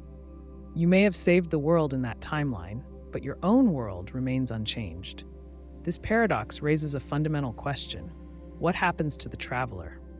Do they return to the same timeline they left, or do they become part of the new one? A traveler could go back to stop a historical disaster, believing they have erased it from history. But when they attempt to return, they find themselves in a version of the future where the event never happened, yet it is not their own time. Their past experiences, their memories, and everything they knew before stepping into the machine still exist elsewhere, in a different timeline. They are now stranded in a world that feels unfamiliar. The people look the same, the cities have the same names, but details are off. Perhaps someone they once knew no longer exists, or technology has developed in an unexpected way. The traveler begins to realize that their actions did not rewrite history, but instead created an alternate version of it. This paradox suggests that every choice creates a branching path. If someone could travel back and change an event, they would not be overwriting reality, but creating a split. The original timeline continues as if nothing changed, while a new one grows from the moment of interference. This concept aligns with the many worlds interpretation of quantum mechanics, which proposes that every possible outcome of an event exists in a separate universe. In this view, time travel does not violate causality because it never disrupts an existing timeline. It simply creates another. Consider another scenario. A scientist working on time travel manages to send a message to the past. The message warns an earlier version of themselves about a mistake they are about to make. The past scientist, acting on the information, avoids the error. In their reality, the mistake never happens. But what happens to the timeline where the mistake did occur? If the message was sent from a future where the error existed, does that future still remain? Or does it split, leaving one reality where the message was never needed and another where it was sent? Some theories propose that if parallel universes exist, a time traveler would have no control over which version of history they end up in. If every change creates a branch, then every trip to the past results in a different version of events. This makes time travel unpredictable. A person could attempt to return home only to find that they have landed in yet another alternate reality. Even small changes could create drastic differences over time. The idea of a traveler repeatedly jumping from one version of history to another introduces an unsettling possibility. They may never find their way back to their original timeline. Another unsettling question is whether the traveler themselves is duplicated. If changing history creates a new timeline, Does the original traveler still exist in the timeline they left? If so, does that mean there are now two versions of the same person? One who continued in the unchanged timeline and another who lives in the new one. If a traveler prevents their own birth in an alternate reality, does it affect them at all? Or does it only apply to the version of history they altered? The parallel universe paradox challenges the idea that the past can be rewritten in the way we usually imagine. Instead of a single timeline being erased and replaced, each change creates a new reality that exists alongside the old one. This avoids the contradictions found in other time travel paradoxes, such as the grandfather paradox, because it does not allow a traveler to erase their own existence. But it also introduces a new kind of uncertainty. If every change spawns a new world, then time travelers might never truly correct their own history. They would only create alternate versions where different outcomes occur. Imagine a woman who travels back to stop a war. She intervenes at a critical moment, preventing key events that would have led to conflict. When she returns, she expects to see a peaceful world. Instead, she finds herself in a version of history where the war never happened, but it is not her world. The people she knew, the life she had before she stepped into the machine, are gone. She has changed history, but only in a world separate from the one she came from. The war still happened in her original timeline, and nothing she did can change that. This concept extends to personal decisions as well. Suppose a man regrets a choice he made years ago. He travels back to fix it, thinking that by making a different decision, he will return to a better future. He changes his actions and jumps forward again, but he does not find himself in a better version of his life. Instead, he has arrived in a different version of history, one where his original mistake never happened, but also one where he never lived the same experiences. His past self in the original timeline still made the mistake, and that version of history continues as if he had never left. If parallel universes exist, then time travel might not allow people to change their own past, but only to create variations of it. This raises questions about identity and continuity. If a person creates a new reality, are they still the same person? If they succeed in making a better world but can never return to their own, does their journey matter? And if infinite alternate timelines exist, does anything ever truly change? The paradox does not rely on contradictions like other time travel dilemmas. It offers a solution to problems like causality loops and paradoxical self-erasure by proposing that nothing is erased, only expanded. Yet it creates new challenges. It suggests that travelers can never truly fix their pasts, only branch into different versions of events. This means that attempts to change history are not really about undoing mistakes, but about creating separate worlds where those mistakes never happened. A person who steps into a time machine believing they can rewrite their own story may find themselves in an unfamiliar reality, wondering whether they have truly changed anything at all. A person discovers a way to travel between parallel universes. They wonder if they can use this ability to make themselves rich. The idea is simple. They buy a lottery ticket in their own universe. Then, before the winning numbers are announced, they jump to another universe where the same lottery exists, but where they know the winning numbers in advance. They buy a ticket in that universe with the correct numbers, wait for the results, and become an instant millionaire. It sounds foolproof. If there are infinite universes, one of them must have the right combination of circumstances where they win. But does it really work that way? The first issue is whether these universes are truly separate or if they are somehow connected. If they are separate, each version of the person exists independently, and jumping between them does not affect the others. That would mean a version of them in their original universe still loses the lottery, while another version in the winning universe suddenly acquires an incredible amount of wealth. The question then becomes whether the original version actually benefits or if they just become a different version of themselves with a different outcome. If the universes are connected in some way, there might be other problems. If a person keeps switching timelines until they win, they are effectively trying to force a specific outcome. This assumes that a version of them must win somewhere, and that they can freely move into that winning reality. But what if reality does not work that way? What if every time they jump, they create new possibilities instead of selecting from existing ones? That would mean that no matter how many jumps they make, the result is still uncertain. Another complication is whether the act of jumping itself changes the timeline. Suppose they enter a universe where they are about to win, but their arrival alters a small detail. Maybe they distract someone at the lottery office, or maybe the presence of an extra version of themselves causes a different observer effect. In that case, they may have arrived in a winning timeline, but by being there, they no longer win. Even if they could find a way around that problem, there is still the issue of practical application. Most lotteries do not simply hand out millions of dollars the moment someone wins. There are taxes, verification processes, and waiting periods. A sudden appearance of a person without a clear history in that universe might raise suspicion. Their personal records, bank accounts, and identification might not exist in this new timeline, meaning they have no legal claim to the winnings. There is also a moral consideration. If they assume that every universe is real and that every version of themselves is an actual person, then what happens when they take over the life of a winning version? That version of them might have lived through struggles and experiences that led to their success. If an outsider version enters and takes over, it is essentially stealing from themselves.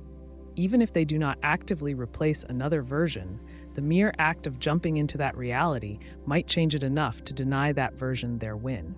A different angle is whether an infinite number of universes guarantees an outcome. In theory, if there are infinite universes, then every possible scenario must happen somewhere. But that assumes a specific structure of reality. Not all theories of the multiverse agree on how these universes exist. Some suggest that not every possibility is realized, only those that follow a consistent path of probability. If that is true, there may be universes where they win, but those universes might be unreachable because their decisions have already determined a different set of outcomes. The act of choosing a timeline is also unclear. If a person could truly navigate the multiverse, how would they determine which universe to enter? If they are simply jumping at random, they might never find the right one. Even if they could pick a specific reality, that assumes they can control it to a degree that allows them to land exactly where they need to be. If they miss by even a small fraction, they might enter a universe where someone else wins, or where the winning numbers are different, or where the lottery does not even exist. Another potential problem is whether the concept of identity remains stable across timelines. If every universe has a different version of them, and they move into a version that is not their own, are they still the same person? If their consciousness replaces the version in that universe, then their original self ceases to exist in the previous one. If instead they merge with the version in the new universe, their thoughts and memories might not be the same. That raises the question of whether they truly benefit from winning, or if they simply cease to be who they originally were. There is also the matter of causality. If they believe they can jump into a universe where they win, then logically, that universe must have existed before they made the choice. But if they only made the choice after seeing the numbers in their original timeline, then their decision must somehow retroactively create a universe where they have already won. That creates a paradox where their actions depend on an outcome that was not initially available to them. Even if they assume the multiverse allows all possibilities, it does not necessarily mean they have the ability to access them. If they cannot choose where they end up, then no matter how many times they jump, they may never find the version where they win. They may instead find versions where they almost win, or where they miss by one number, or where the jackpot is split among many people, reducing the payout. The nature of probability also complicates the idea. Winning the lottery is already an event with extremely low odds.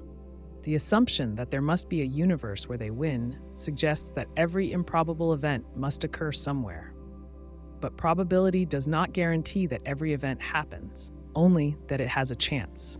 If the multiverse follows probabilistic rules rather than deterministic ones, then a winning universe may not necessarily exist. Another consideration is whether their ability to jump between universes is subject to rules.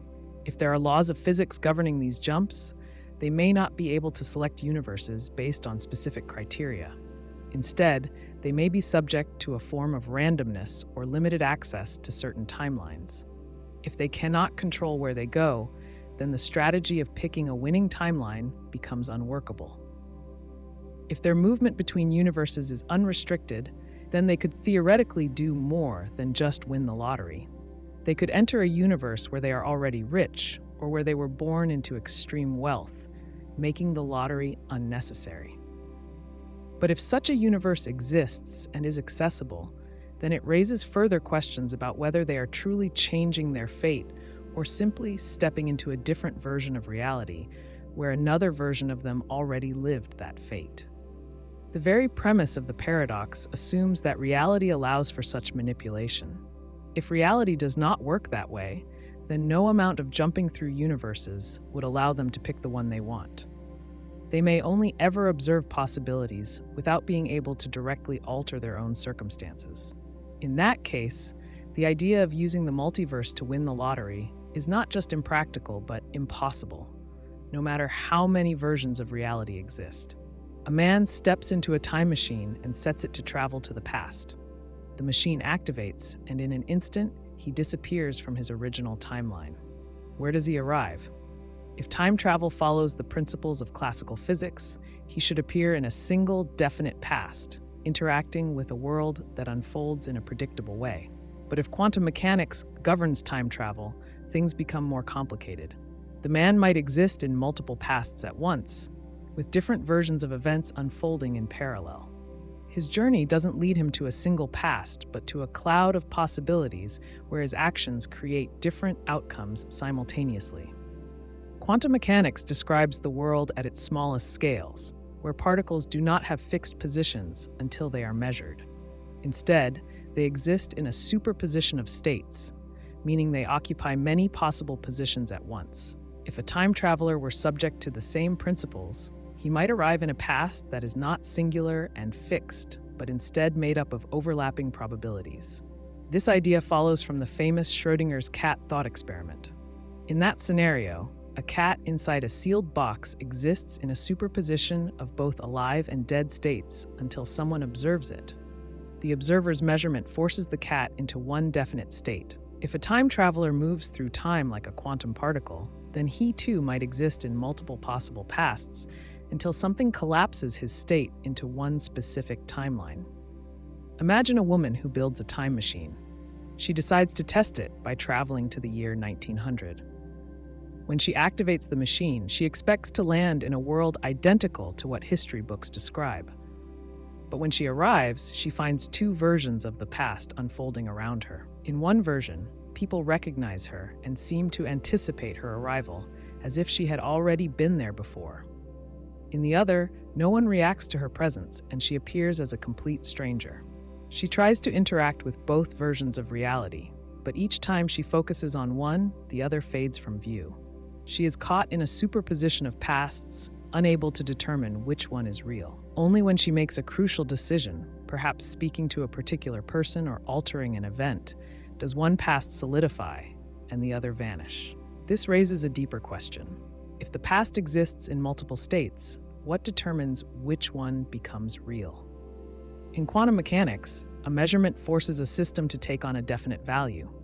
If a time traveler's presence acts as a kind of measurement, then his mere arrival in the past might determine which version of history becomes fixed. But what happens before that point? Does history exist in a blurred, uncertain state, waiting for the traveler to make a choice? If so, the past is not a static record, but a shifting set of possibilities, influenced by the traveler's actions. A man decides to travel to the past to prevent a disaster. He knows that a fire will destroy an important library in the year 1800, so he sets his machine to arrive the day before. As he steps out, he sees the building still intact. He rushes inside to warn the librarians, but as soon as he speaks, the scene around him wavers, and suddenly he is outside the building, watching it burn. Confused, he tries again. This time, he doesn't speak, but instead runs to the nearest fire station. The moment he reaches the firefighters, the fire disappears, and he finds himself back inside the intact library. It's as if his presence is shifting between two versions of history, one where the fire happens and one where it doesn't. His attempt to change the past doesn't work in the usual way. Instead of choosing one reality over another, he seems to exist in both until something forces a collapse into a single outcome. This paradox challenges the idea that history is a fixed sequence of events. Instead, it suggests that the past is as uncertain as the future, at least until an observer forces it to take on a definite form. If true, this means that time travelers do not move through a rigid timeline, but instead interact with a probability cloud of possible histories. Their actions don't just change the past, they define which past actually existed. The implications extend beyond time travel. If the past can exist in multiple states, then memory and records become unreliable. A traveler who returns from a journey to the past might find that history books no longer describe the events he remembers. Two people who visit the same past might return with different memories of what happened. The past, rather than being a shared reality, becomes subjective, dependent on who interacts with it and how. This idea resembles the quantum measurement problem, where a particle's state depends on how it is observed. In this case, history itself depends on how and when it is visited. A woman attempts an experiment. She writes a letter warning a scientist in the year 1700 about an upcoming war. She places the letter in a secure time capsule and then travels to the past herself to see if the scientist receives it. When she arrives, she finds the letter sitting on his desk, untouched. Puzzled, she picks it up, only to see the text fade before her eyes. In that moment, she remembers that she never actually wrote the letter. She only planned to. The moment she interacts with it, history rearranges itself to match what she truly did. The act of observation has reshaped the past.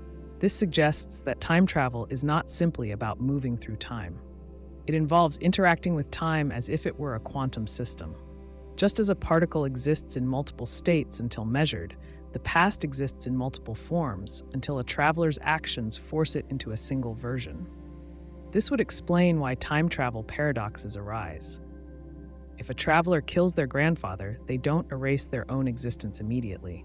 Instead, they create a split in historical probabilities, where both realities exist until something forces a resolution. In some cases, this resolution might prevent paradoxes by ensuring that the traveler always arrives in a version of the past where their actions make sense. In others, it might lead to contradictions, where two versions of history struggle to coexist. A man invents a time machine and wonders if he can use it to meet himself in the past. He sets the machine to take him back 5 years and steps inside. As he arrives, he expects to see his younger self in the room, but to his surprise, the room is empty. He waits, but no one appears. Confused, he checks his old records. They still show that he lived in this place 5 years ago. If he was here, why can't he see himself? Then he notices something strange. Every time he looks away from a mirror, he catches glimpses of his younger self reflected in the glass. But when he turns to face it directly, the reflection vanishes. It's as if his past self exists only in a probability state, appearing only when not directly observed. This version of time travel introduces a new layer of uncertainty. Instead of assuming that the past is a single, fixed reality, it treats history as something fluid, affected by observation and interaction. If quantum mechanics governs time travel, then history does not exist in a definite form until something or someone forces it into place. A time traveler does not simply visit the past, they shape it by their presence. This means that every journey into the past is not just a trip through time, but an act of defining reality itself. A billiard ball sits on a smooth table. A player lines up their shot, strikes the cue ball, and sends it toward a cushion. The ball follows the expected path, bouncing off the edges before coming to a stop. Now imagine a different scenario where the ball not only moves across the table, but also moves through time. It rolls forward, strikes a wall, and vanishes into a wormhole, reappearing in the past a few seconds earlier. That same ball is now on the table again, but something strange happens. As it moves toward the wormhole, it collides with itself, its own past version, before it can enter, knocking itself off course. If that happens, the ball never enters the wormhole, meaning it never traveled back in time.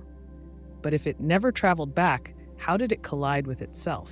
This is the problem raised by Polchinski's paradox. A time traveler might picture wormholes as tunnels through space and time. The idea is that something could enter at one end and exit at the other, arriving at a different point in the past. This paradox assumes a wormhole exists where a billiard ball can enter, travel back a few seconds, and exit before its original path was complete. In theory, this should create a simple time loop. The problem appears when the ball's own actions interfere with that loop.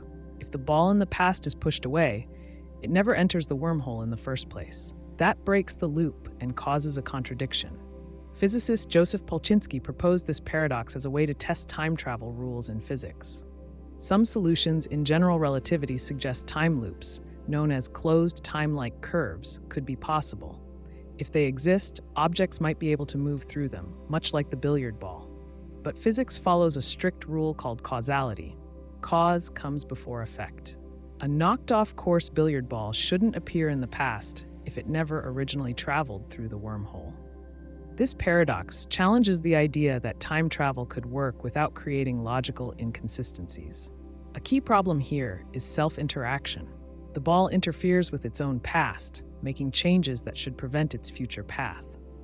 This is similar to the grandfather paradox, but removes human decisions from the equation. It's easy to imagine a person choosing to avoid certain actions, but a billiard ball follows physics. It moves according to velocity, momentum, and collisions. If an object following these laws enters a wormhole, there should be a way to track its movement without contradictions. But Polchinski's setup creates a loop that seems impossible to resolve. One possible answer comes from Novikov's self-consistency principle. This principle says that if time travel is possible, events must always be consistent with themselves. The billiard ball cannot create a paradox because physics will not allow it. Instead of knocking itself completely off course, the past version of the ball might receive only a slight nudge. That small change means the ball still enters the wormhole, but at a slightly different angle. This way, the loop remains unbroken and no contradiction appears. The ball's motion adjusts in a way that ensures time remains consistent. Think about how this might look in action. A ball rolls toward the wormhole, enters, and reappears in the past. Instead of colliding with itself and preventing entry, it grazes the past version, altering its angle slightly. The difference is small, but it's enough to make the path self-consistent.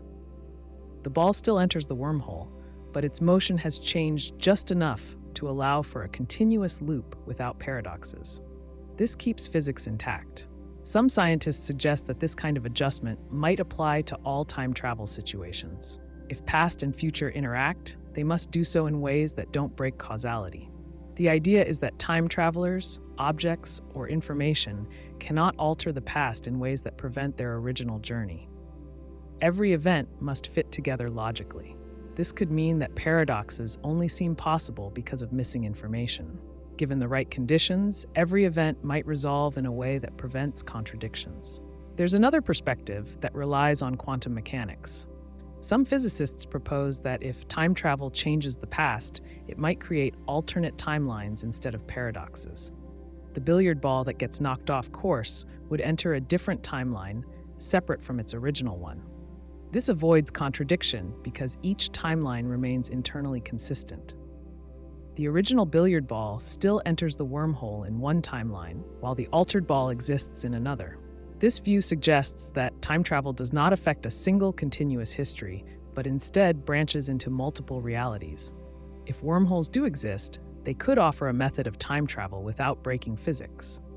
But the presence of paradoxes like this one raises concerns about how they might function. Would physics prevent such paradoxes naturally, as Novikov's principle suggests? Or would time travel require new laws beyond our current understanding?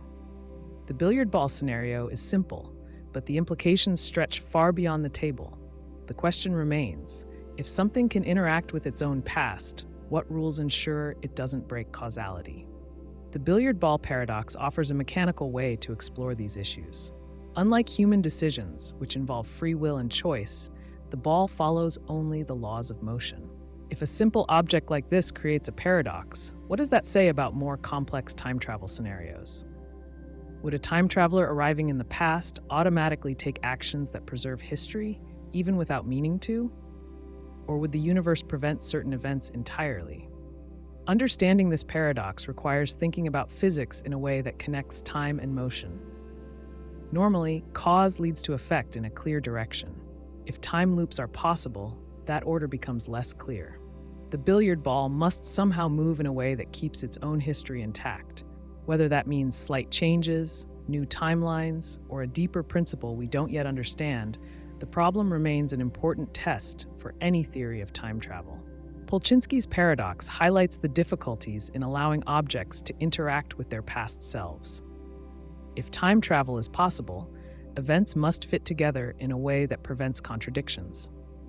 The paradox challenges scientists to explain how time loops might work while keeping causality intact. Whether through self-consistency, alternate timelines, or yet undiscovered principles, any successful time travel theory must resolve these kinds of conflicts. A man discovers a way to travel back in time. He has always been fascinated by history, and one event in particular stands out in his mind: the assassination of Archduke Franz Ferdinand in 1914. He believes that if he can prevent the assassination, he can stop World War I from happening. With this goal in mind, he sets the controls on his machine and steps back in time. When he arrives, he finds himself in Sarajevo on the morning of June 28, 1914. He knows exactly what is about to happen. The assassin, Gavrilo Princip, will fire his gun and kill the Archduke. If the time traveler can intervene, history could change. He positions himself along the route of the motorcade, determined to stop Princip before he can pull the trigger. But no matter what he does, something prevents him from succeeding. He tries to push the assassin away, but someone in the crowd bumps into him at the last second. He attempts to warn the Archduke's guards, but they don't believe him.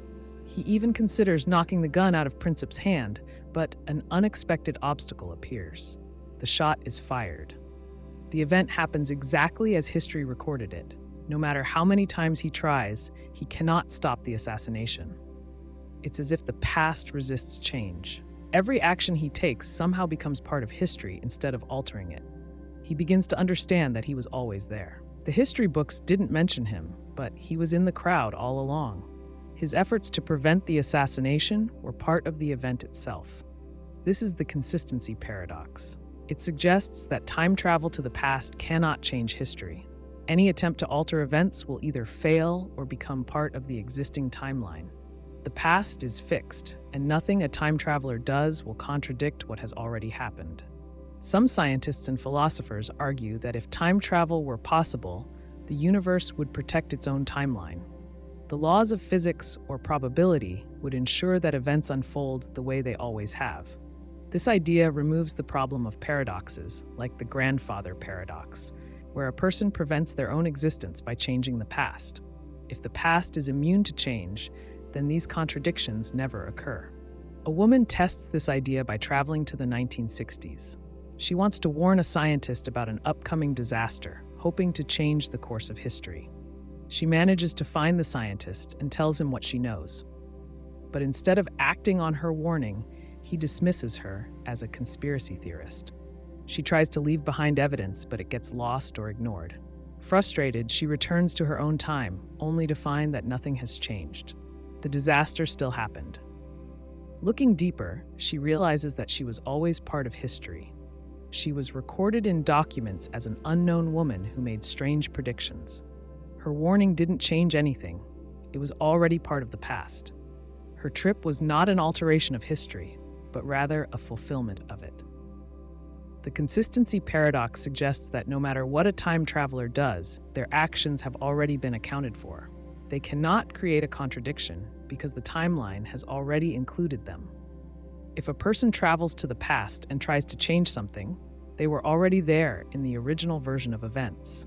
Their attempts, failures, and even their successes were always part of history. Imagine a young man who finds an old book filled with detailed notes on physics. The book is written in his own handwriting, but he doesn't remember ever writing it. The notes help him develop new theories and eventually lead him to invent time travel. He decides to go back and leave the book for his younger self, ensuring that he will discover it and follow the same path. The book has no clear origin. It exists in an endless loop, passed from one version of the man to another, never truly being created. This is another way the consistency paradox appears. Objects, ideas, and even people can exist in time loops, but they cannot be changed or removed, because they were always part of history. A man tries to destroy an important historical document by traveling to the past and burning it before anyone can read it. But when he returns to his own time, he finds that the document still exists. He checks the historical records and discovers something strange. The original document was never found in perfect condition. It was always partially burned. His attempt to destroy it was not an alteration, but rather the reason for its damaged state. He realizes that he was responsible for the very thing he was trying to prevent. A woman wants to witness the signing of the Declaration of Independence. She travels back to 1776 and manages to blend into the crowd. She doesn't interfere, knowing that history must play out as recorded. But while she watches, she accidentally drops a modern coin from her pocket. It rolls across the floor, unnoticed by most. Centuries later, archaeologists discover an out-of-place coin from the future, buried beneath the site of the signing. The woman's trip did not change history. It simply revealed that she was always part of it. Some argue that the consistency paradox means free will does not exist in a timeline where time travel is possible. If a person cannot change the past, then their choices were predetermined. They may feel like they are making decisions, but those decisions always lead to the same outcome. A man who travels to the past to save a loved one may find that every action he takes brings about the very event he was trying to prevent. He is not altering the past. He is ensuring that it happens as recorded.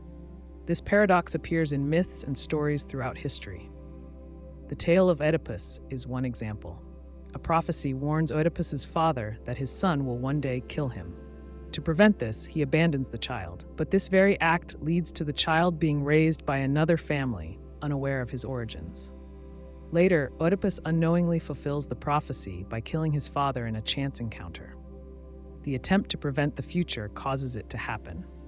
This is similar to how time travelers who try to change history often become the reason it unfolds as it does. A scientist builds a machine that lets him send messages to the past. He sends a warning about a coming disaster. When he checks the records, he sees that someone in history did, in fact, receive an anonymous message predicting the event. The scientist realizes that he was always the sender. His message did not change history. It was always part of it. A group of historians tests time travel by sending someone to the past to learn about a lost civilization. When the traveler arrives, they try to blend in, but the locals mistake them for a god, and they become part of the civilization's mythology. Centuries later, scholars study ancient texts and find descriptions of a mysterious visitor who matches the traveler's appearance. They realize that the time traveler was always part of history. The consistency paradox suggests that time travel cannot create contradictions. The past is already set, and any attempt to change it only confirms what was always meant to happen. A person may feel like they are making choices, but those choices have already been accounted for in history. Whether through direct action or unintended consequences, they fulfill their role in the timeline exactly as it was recorded. A black hole has an immense gravitational pull. It is so strong that nothing can escape once it crosses a certain point called the event horizon. Scientists believe that this extreme gravity could also affect time. In theory, a black hole might bend space and time in such a way that it allows travel to the past or future. This idea raises a question. If a black hole can enable time travel, does it create logical problems? To understand how a black hole might allow time travel, consider what happens when an object moves near one. As it gets closer, time slows down for that object compared to someone watching from a distance. This effect is known as time dilation, and it happens because gravity changes how time flows. If an astronaut approaches a black hole but avoids crossing the event horizon, they will experience time differently from people far away. When they return, they may find that many more years have passed for those who stayed behind. This type of time travel into the future is already predicted by physics and does not create paradoxes. Traveling into the past is where problems begin. Some scientists suggest that if a black hole rotates fast enough, it could create a tunnel in space-time called a wormhole. A wormhole might connect different points in time, allowing someone to enter at one moment and exit in the past.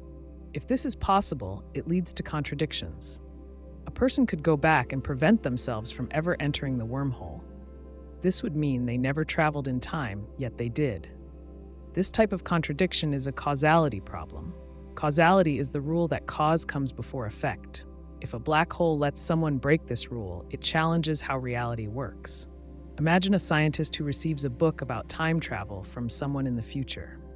They study the book, build a time machine, and then send the same book back to their past self.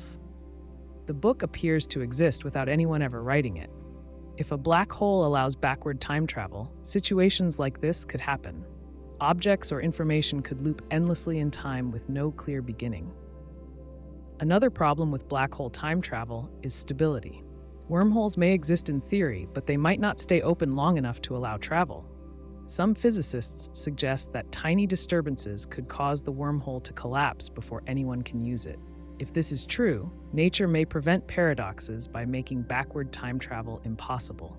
Even if a black hole forms a stable wormhole, using it might require exotic matter with unusual properties. Scientists do not know if such matter exists. Some researchers propose that the universe protects itself from paradoxes. This idea, called the Chronology protection conjecture, suggests that physical laws prevent time loops from forming. If black holes create paths to the past, something might always happen to block them. A natural event, like radiation or quantum effects, could destroy any time machine before it works. If this idea is correct, black holes may bend time, but they cannot break causality. Another issue is information loss. A black hole pulls in everything, including light, and does not let it escape. If a person enters a black hole, their information may be lost forever. This leads to a paradox known as the black hole information paradox. If information disappears, it contradicts a fundamental rule in physics that says information cannot be destroyed. Some scientists think that information is not lost, but scrambled in a way we do not yet understand. If black holes allow time travel, they might also allow information to escape in unexpected ways. This raises more questions about how time and space behave under extreme conditions. Some theories suggest that a black hole could act as a one-way time machine. If someone falls in, they may reach a future point in time faster than anyone outside, but they can never return. This would allow travel forward, but not backward. This version of black hole time travel does not violate causality, since it prevents paradoxes. However, it is not useful as a time machine because the traveler cannot send messages back or change past events. A more extreme idea is that a black hole might connect to another universe. If this happens, entering a black hole might not lead to the past of our universe, but to a different reality. In that case, actions taken by a time traveler would not affect their original timeline, avoiding paradoxes. But there is no evidence that alternate universes exist or that black holes link to them. Black holes challenge our understanding of time. They show that time can stretch, slow, and possibly even loop. If black holes allow backward time travel, they could create logical contradictions. Scientists continue to study these questions, but for now, black holes remain a mystery. Imagine a woman who undergoes an experiment in a hidden laboratory. Scientists want to test a theory about time displacement. They believe it is possible to move a person through time while their body remains unconscious.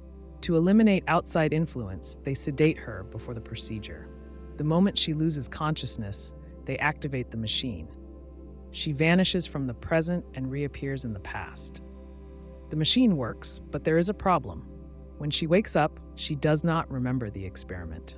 She does not know that she has been moved.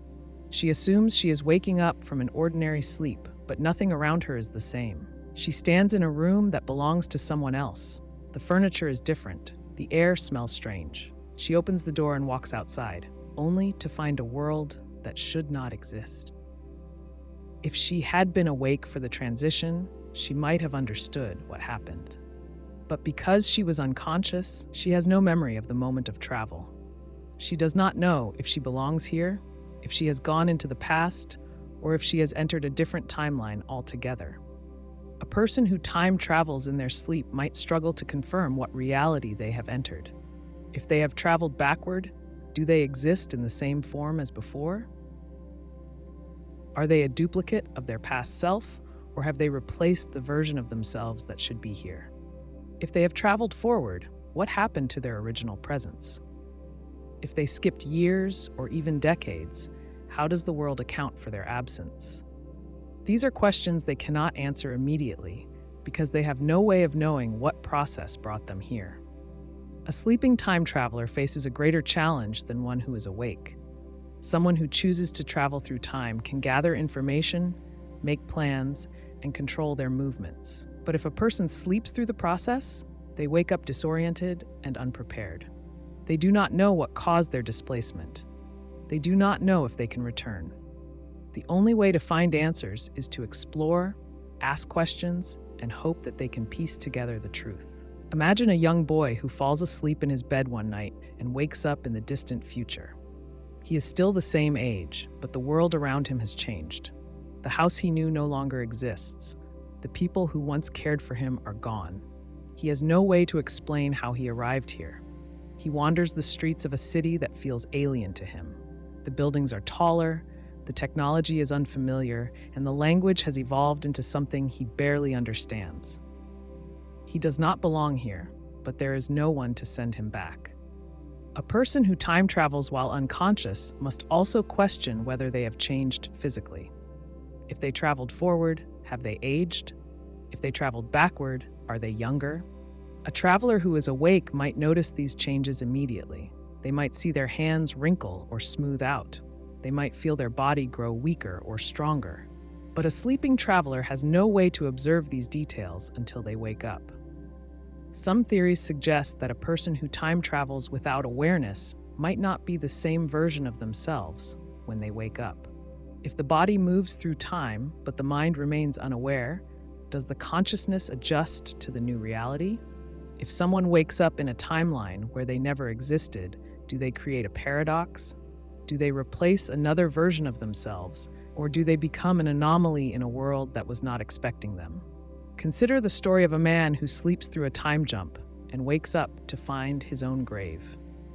He does not know how long he has been gone. He does not understand why the world thinks he is dead. He looks for familiar faces, but the people he once knew have moved on. He cannot tell if he is a missing person or if history erased him completely. If he had been awake for the transition, he might have been able to adjust. But because he was unconscious, he has no memory of what happened. He must start from nothing, learning the rules of a time he was never meant to see. A sleeping time traveler must also consider whether they have traveled alone. If one person can time travel while unconscious, can others experience the same shift? If a group of people go to sleep and wake up in another time, how do they determine what caused it? Did they all move together, or did separate events bring them to the same place? If one person wakes up first, do they assume they are alone, only to find others later? If time travel occurs during sleep, does that mean it can happen naturally? Some believe that time travel requires technology, a machine, or an external force. But if a person moves through time without an explanation, is it possible that time itself is unstable? Does the body have an ability to slip through time without conscious effort? If one person can do it, can others? Does it happen more often than people realize, with some travelers waking up in new worlds while others remain unaware? A time traveler who wakes up in the wrong place must decide what to do next. They have no record of how they arrived. They have no guarantee that they can return. Their only choice is to adapt, to find answers, and to determine whether they are meant to be here at all. If time travel to the past is possible, why haven't we seen time travelers?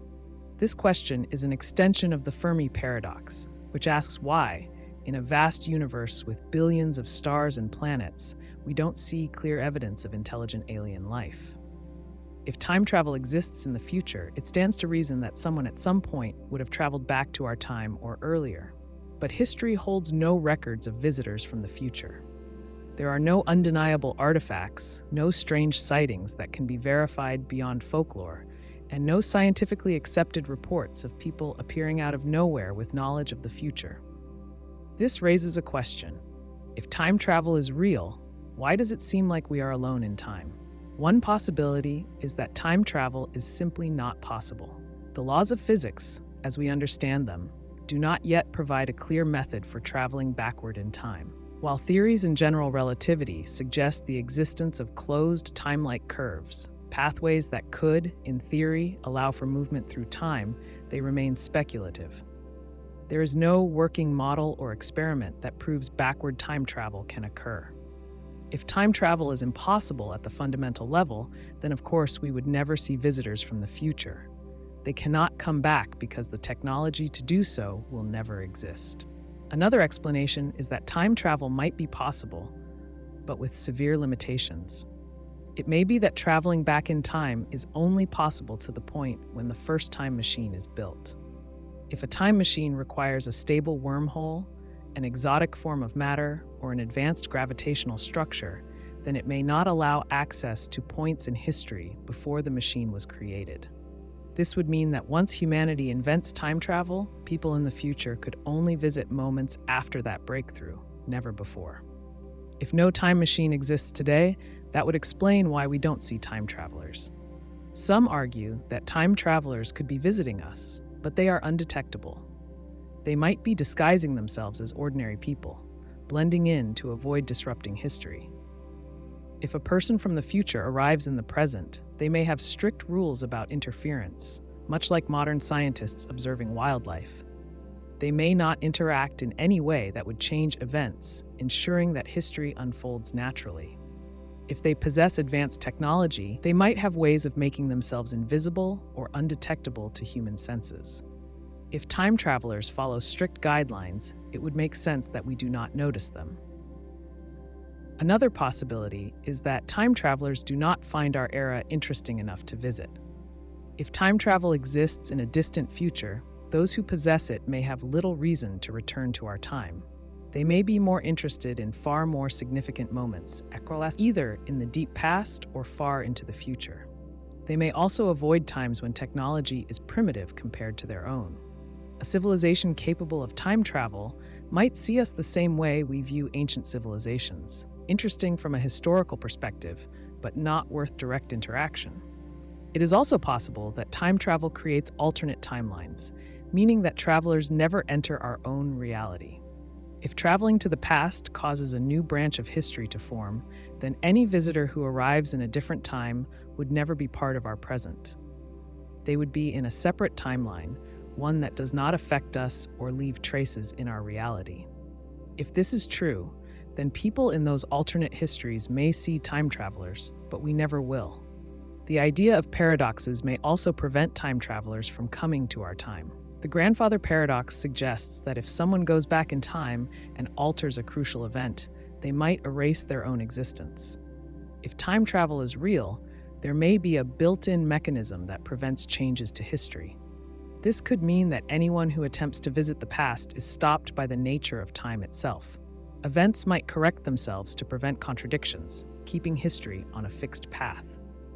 If this is the case, time travelers may be unable to reveal themselves or interact in a way that would let us know they exist. Some believe that time travelers have come, but their presence has been misinterpreted.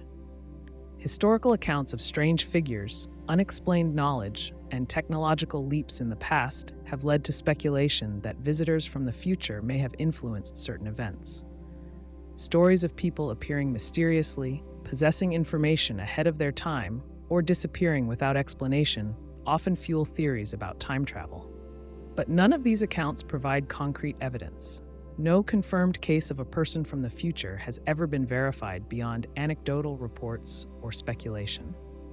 Another potential reason we do not see time travelers is that they may be prevented from visiting the past by laws or ethical considerations. If time travel is discovered in the future, it is possible that governments or powerful organizations control access to it. If traveling to the past poses a risk to the stability of history, there may be strict regulations preventing its use.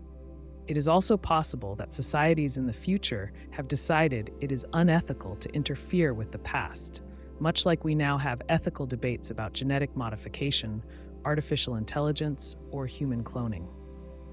The choice to avoid disrupting history may keep time travelers from making themselves known. A more radical idea is that time travelers do not come to our era because humanity does not survive long enough to develop time travel. If civilizations tend to destroy themselves before reaching that level of technology, then there will never be future humans traveling back to visit us. This aligns with some interpretations of the Fermi paradox, which suggests that intelligent civilizations are rare because they do not last long enough to reach interstellar travel. If an advanced society collapses before mastering time travel, then time travelers from the future will never exist. Another possibility is that time travel does not work the way we imagine. Many fictional stories depict time travel as an instantaneous jump from one point to another. But if time travel requires moving through a complex process, such as traveling near a black hole or using a machine that takes centuries to function, then it may not be practical to use for historical visits. The process of reaching the past may be so difficult or resource-intensive that only a few people ever attempt it. If it requires vast amounts of energy, rare materials, or conditions that are nearly impossible to create, then the number of time travelers would be so small that we would never notice them. There is also the possibility that time travelers have tried to visit us but failed. If traveling to the past involves extreme dangers, such as exposure to high radiation, unstable wormholes, or unpredictable quantum effects, then most attempts may end in failure before reaching our time. If every trip back results in the traveler being lost, destroyed, or stuck in a time loop, then we would never encounter successful time travelers. The process itself may be so unreliable that it prevents consistent travel to the past. Some suggest that our perception of time is too limited to recognize time travelers. If someone from the future experiences time differently or exists in a state we cannot perceive, then they could be here without us realizing it. If they interact with the universe in a way that is beyond human understanding, then their presence might be invisible to us, just as certain wavelengths of light or types of energy are beyond our senses. The question of why we do not see time travelers remains unanswered. If time travel is real, there must be a reason why they do not reveal themselves. Whether the answer lies in physics, ethics, danger, or simple disinterest, the fact remains that history holds no clear evidence of visitors from the future. If they are out there, they are doing an excellent job of staying hidden. Stephen Hawking proposed the chronology protection conjecture as a way to explain why time travel to the past might be impossible. His idea suggests that the laws of physics prevent any changes to the timeline that could create contradictions. If time travel were possible, paradoxes like the grandfather paradox or the Bootstrap Paradox could arise. Hawking believed that the universe naturally prevents these problems by making time travel either physically impossible or so unstable that it collapses before it can happen. A simple way to think about this idea is to imagine a person who builds a time machine. They step inside and set the machine to take them back 50 years. If they arrive in the past and do something that prevents themselves from ever being born, they would not exist in the future to build the machine. This contradiction suggests that something must stop them from making the trip in the first place. The chronology protection conjecture proposes that time travel to the past is either forbidden by nature or that any attempt to change history fails for reasons built into physics itself. One possible way this could happen involves quantum mechanics. When people talk about time travel, they often imagine it as a smooth, logical process, like walking through a door and ending up in another time. But the laws of physics, especially quantum mechanics, do not always work that way. In many cases, physical systems behave unpredictably at very small scales. If time travel requires manipulating space and time at this level, small effects could grow so quickly that they prevent the process from ever being completed. This means a time machine, even if it could be built, might never actually work as intended. Another possible explanation comes from general relativity. Einstein's equations suggest that space and time can be warped under extreme conditions, such as near black holes. Some solutions to these equations, suggests that closed time-like curves could exist, meaning paths through space-time that loop back on themselves. These loops would allow someone to travel to the past and interact with their own history. However, if such curves could exist, they might lead to instability. Any disturbance, no matter how small, could cause the entire system to collapse before anyone could use it. If this happens in every case, it would mean that nature has a built-in defense against time travel. Hawking supported his idea by considering what happens when you try to create a situation where time travel could occur. One possibility involves using a wormhole, a shortcut through space-time that could, in theory, connect two different points in time. If someone builds a wormhole and tries to turn it into a time machine, something strange happens. According to calculations, as soon as the wormhole is opened for time travel, quantum effects begin to build up inside it. These effects grow stronger and stronger until they destroy the wormhole before anyone can use it. This result suggests that even if someone finds a way to create a time machine, nature will prevent it from working. A practical way to imagine this is to think about trying to balance a pencil on its tip. In theory, if the conditions are perfect, the pencil could stay balanced forever, but in reality, small vibrations, air movements, or even tiny atomic shifts will eventually cause it to fall. The same principle might apply to time travel. Even if a time machine could be built in theory, small disturbances, perhaps even down to the level of quantum fluctuations, would destroy it before it could be used. Hawking also looked at the idea of energy buildup. If time travel were possible, it could lead to situations where energy accumulates without limit. Imagine a beam of light that enters a time machine, loops through time, and then re-enters the machine over and over. If the machine allows infinite loops, the energy of the light beam could increase endlessly, leading to an explosion or some other destructive event. This kind of feedback loop suggests that time machines might be impossible simply because they cannot sustain themselves under the laws of physics. Another way to look at this is through entropy, which is a measure of disorder in a system. In normal situations, entropy increases over time. Ice melts into water, wood burns into ash, and stars eventually burn out. If time travel to the past were possible, it could lead to violations of this rule. A time machine might allow energy and matter to move backward in time, decreasing entropy instead of increasing it. Since all known physical processes follow the rule that entropy increases, time travel might be impossible because it would contradict the fundamental direction of time itself. The chronology protection conjecture does not say that time travel is impossible in every sense. It only suggests that travel to the past is likely prevented by physical laws. Some physicists argue that time travel to the future is still possible based on relativity. For example, if someone moves at speeds close to the speed of light, time slows down for them relative to others. This means they could travel forward in time faster than people on Earth, but this type of time travel does not create paradoxes. Hawking's conjecture leaves open the possibility that if time travel is ever discovered, it will have built-in safeguards. These safeguards could make sure that paradoxes never arise. Some theories suggest that even if someone could travel to the past, they would always be prevented from making any changes that affect the present.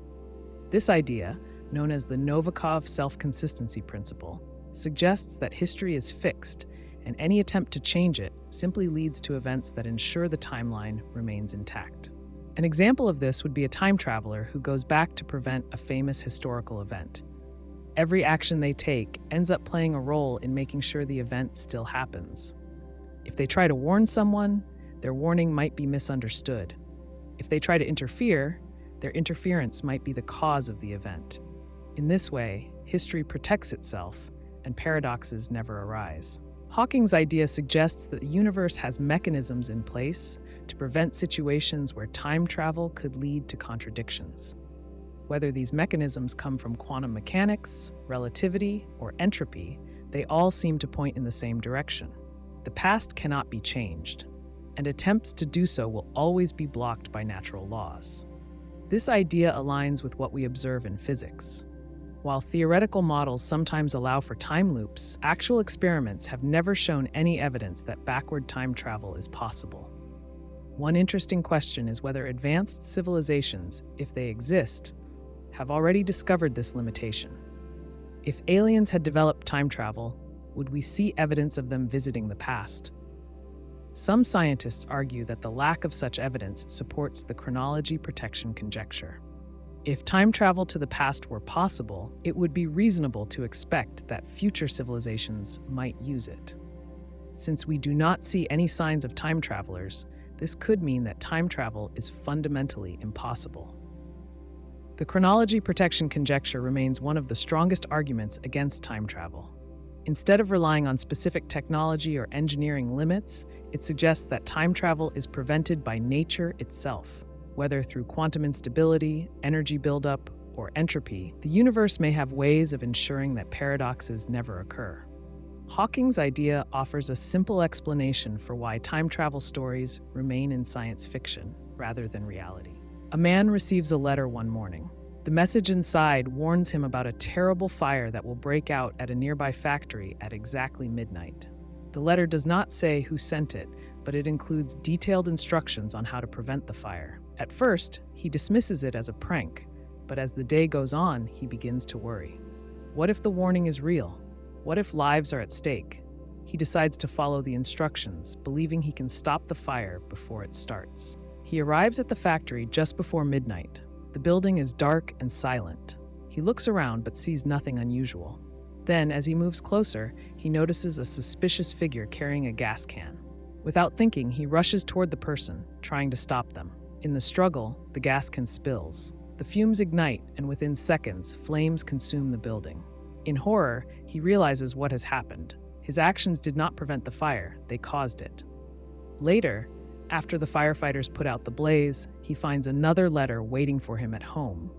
It is the same letter he received that morning, written in his own handwriting.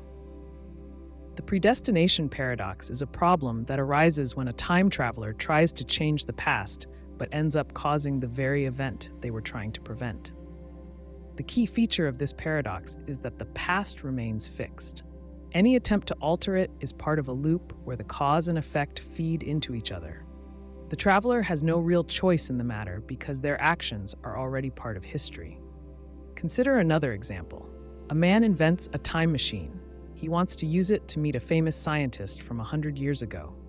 He travels back in time, but when he arrives, he finds that the scientist is not at home. Instead, there's a young student who appears eager to learn. Since he has come all this way, the man decides to talk to the student instead. They spend hours discussing ideas, and the student seems deeply inspired. Eventually, the man says goodbye and returns to his own time.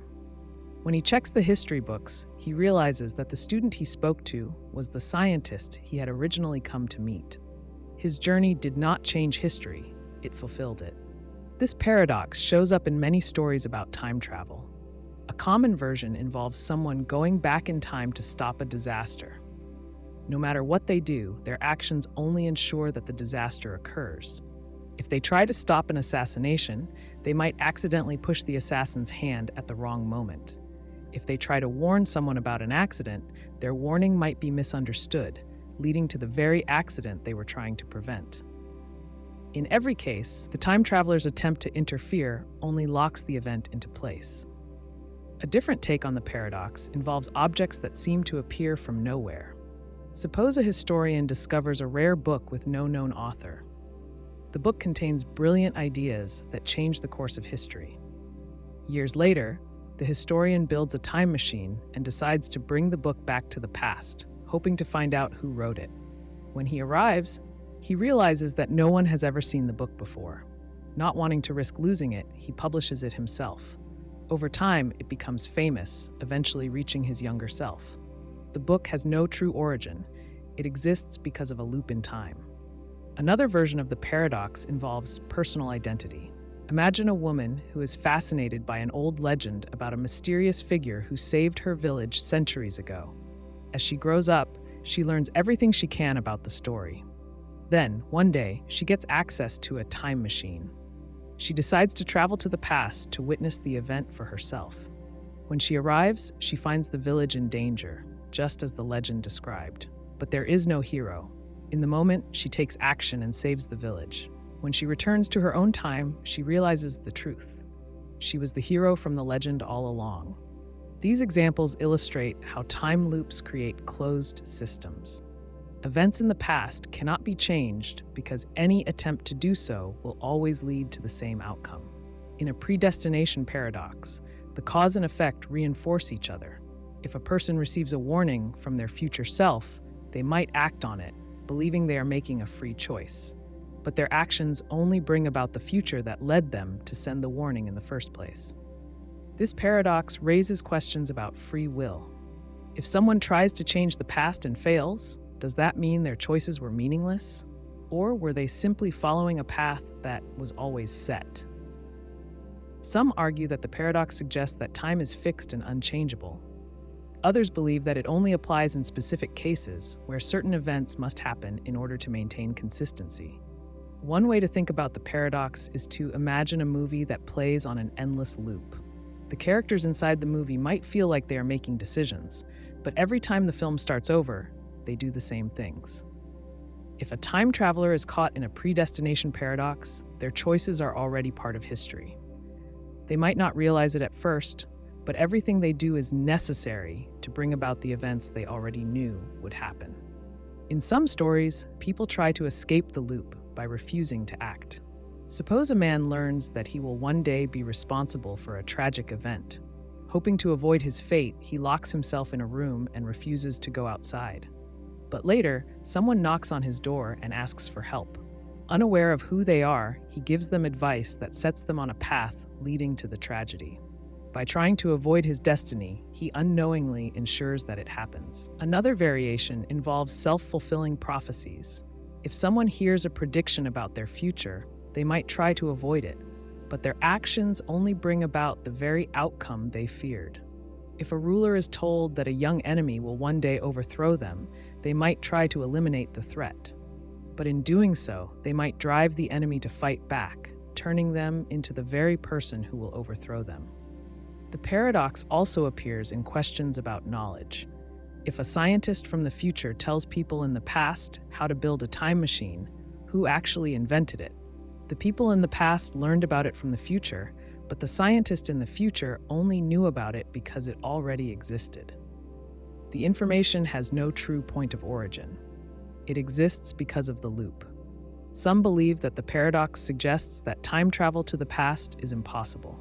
If any change leads to a closed loop, then there is no way to truly alter events. Others argue that time travel might work differently, allowing for multiple timelines or alternate realities. But in a strict predestination paradox, the future is already written, and time travelers only play their role in making sure it happens as it always did. A man finds an old book on advanced physics.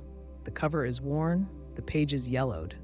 He studies it, amazed by its ideas. Over the years, he memorizes every word. He decides to rewrite the book by hand, copying it exactly as he found it. When he finishes, he takes the book back in time and leaves it in the past for someone else to discover. That person publishes the book, making it available to future generations. Eventually, the book reaches the man who originally found it. He studies it again, just as he did before. The cycle continues. The book has no true origin. No one ever wrote it. It simply exists, caught in a loop. This is the ontological paradox. It describes objects, knowledge, or people appearing in time without a clear point of creation. Something enters a time loop, existing indefinitely. It has no past, no moment when it was first made or discovered. It simply appears. A famous example is the story of a man who receives blueprints for a time machine. He follows the instructions and builds the machine. Once he finishes, he travels back in time and gives the blueprints to his younger self. His younger self then follows the same steps, creating the machine again and passing the plans back. The blueprints have no original author. They exist because they always have. Another example involves a musician. One day, she hears a beautiful melody played by an older musician. Inspired, she memorizes the tune and plays it years later. A young musician hears her play and, in time, performs it for someone else. The cycle repeats. The song has no composer. No one ever sat down and wrote it. It has always existed, moving through time in a loop. The ontological paradox challenges the idea that everything must have an origin. It suggests that some things might simply exist. This idea appears in many stories about time travel. In some cases, people try to break the loop. A scientist might ask, who actually wrote these equations? A traveler might wonder, where did this idea first come from? The answers never appear. The loop holds. This paradox often appears alongside the Bootstrap Paradox. The two overlap. The Bootstrap Paradox asks how something can be created from nothing. The Ontological Paradox asks how something can exist without a point of origin. In both cases, time travel creates a loop where cause and effect blur. A man steps into a time machine and travels to the future. He finds a famous painting, celebrated as a masterpiece. He carefully studies it, memorizing every brushstroke. When he returns to his own time, he recreates the painting exactly as he saw it. His version becomes the original. It is placed in a museum and eventually inspires the version he saw in the future. The painting has no original artist. It exists because it always has. In some versions of this paradox, people become trapped inside their own loops. A writer finds a manuscript that tells the story of his life. The book describes events he has not yet lived. He follows the book's instructions step by step, believing that his actions are his own choices. Eventually, he reaches the end. He realizes that he must now write the book, word for word, so that his younger self can one day find it. He does. The cycle repeats. The paradox forces questions about time, free will, and knowledge. If information exists in a loop, does it have an author? If a person only writes a book because they found a copy in the past, did they ever create the ideas inside? The loop removes the origin. It erases the starting point. The story of a scientist discovering an invention that has always existed follows the same pattern. A young engineer finds an old machine in a forgotten storage room. The design is brilliant, far ahead of its time. They reverse engineer it, creating blueprints and improving the design. Years later, they build a working model. The invention gains recognition. Decades pass, and the machine ends up in storage, waiting for someone to find it. The engineer never questions its true origin. The loop completes itself. Some versions of the paradox involve people rather than objects or knowledge. A man meets a mysterious stranger who helps him through a difficult time. Years later, he gains access to a time machine. He remembers the stranger's kindness and decides to travel back to help his younger self. He becomes the very person he once met. His actions ensure that the meeting happens exactly as he remembers. The loop continues. A common variation of the ontological paradox appears in fiction. A character receives an object from the future, like a watch or a weapon. They carry it with them for years, eventually traveling back in time and leaving it in the past. The object then makes its way through time until it reaches the character again. It has no creator, it simply exists. The paradox raises deeper questions about existence. If knowledge, objects, or people can appear in time without an origin, does this change how we understand reality? If an object has always existed in a loop, is it real? If a person is only born because they time traveled to the past and ensured their own birth, are they self-created? Some argue that the paradox breaks logic. Everything must come from somewhere. If something exists, it must have been created. But the ontological paradox suggests otherwise. It challenges the idea that events must follow a clear order. A man discovers a mysterious device. The machine allows him to send messages to the past.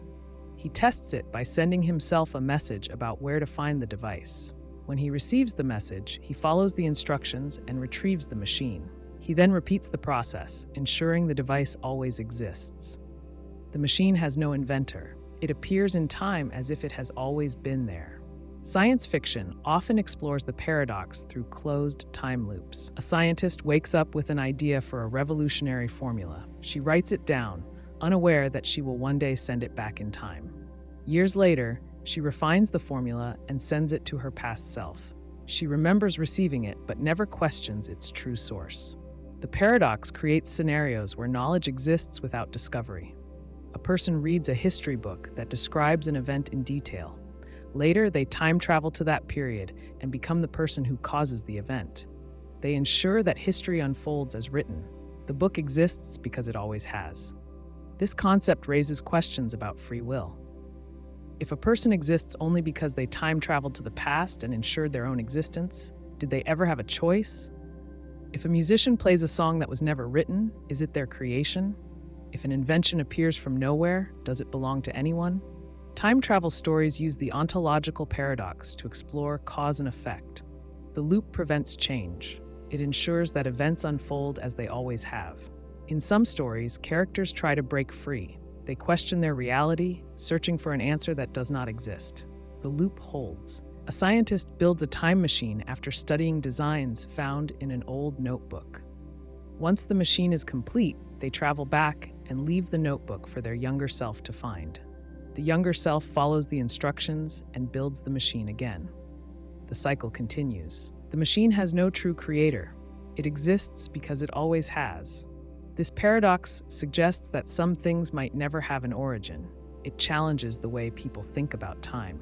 It raises questions that have no clear answers. The loop continues unchanged. You step into a time machine. The controls glow softly, and a few button presses later, you are on your way to the past. You have one goal in mind: to stop yourself from ever existing. Maybe life has become unbearable. Maybe you believe the universe would be better off without you. Whatever the reason, you set your destination to a point in time before you were born. Locate your parents and prevent them from ever meeting. Or perhaps you go further back and eliminate an ancestor, ensuring that you never come into existence. The problem is, if you never exist, how did you travel back in time in the first place? This is the retroactive suicide paradox. Time travel creates strange loops where actions in the past should affect the future. But in this case, the contradiction is immediate. If you succeed in erasing yourself, then you were never born, never grew up, never built or used a time machine, and never traveled back to the past. Yet there you are in a time before your birth, interfering with events. This paradox forces a contradiction between cause and effect. Your actions in the past should have erased the version of you that made those actions possible. But if that version of you never existed, then who carried out those actions? Consider another version of the paradox. Suppose you travel back in time and directly confront your younger self. The person standing in front of you has no idea that they will one day grow up to become you. You take a weapon, pull the trigger, and watch as your younger self collapses. The instant they die, the logical outcome should be that you, the older version, cease to exist. But if you vanish, then there was no one to go back in time and cause the event. And if that event never happened, then your younger self survives and continues on to become you, allowing you to travel back in time once again. The cycle repeats with no resolution.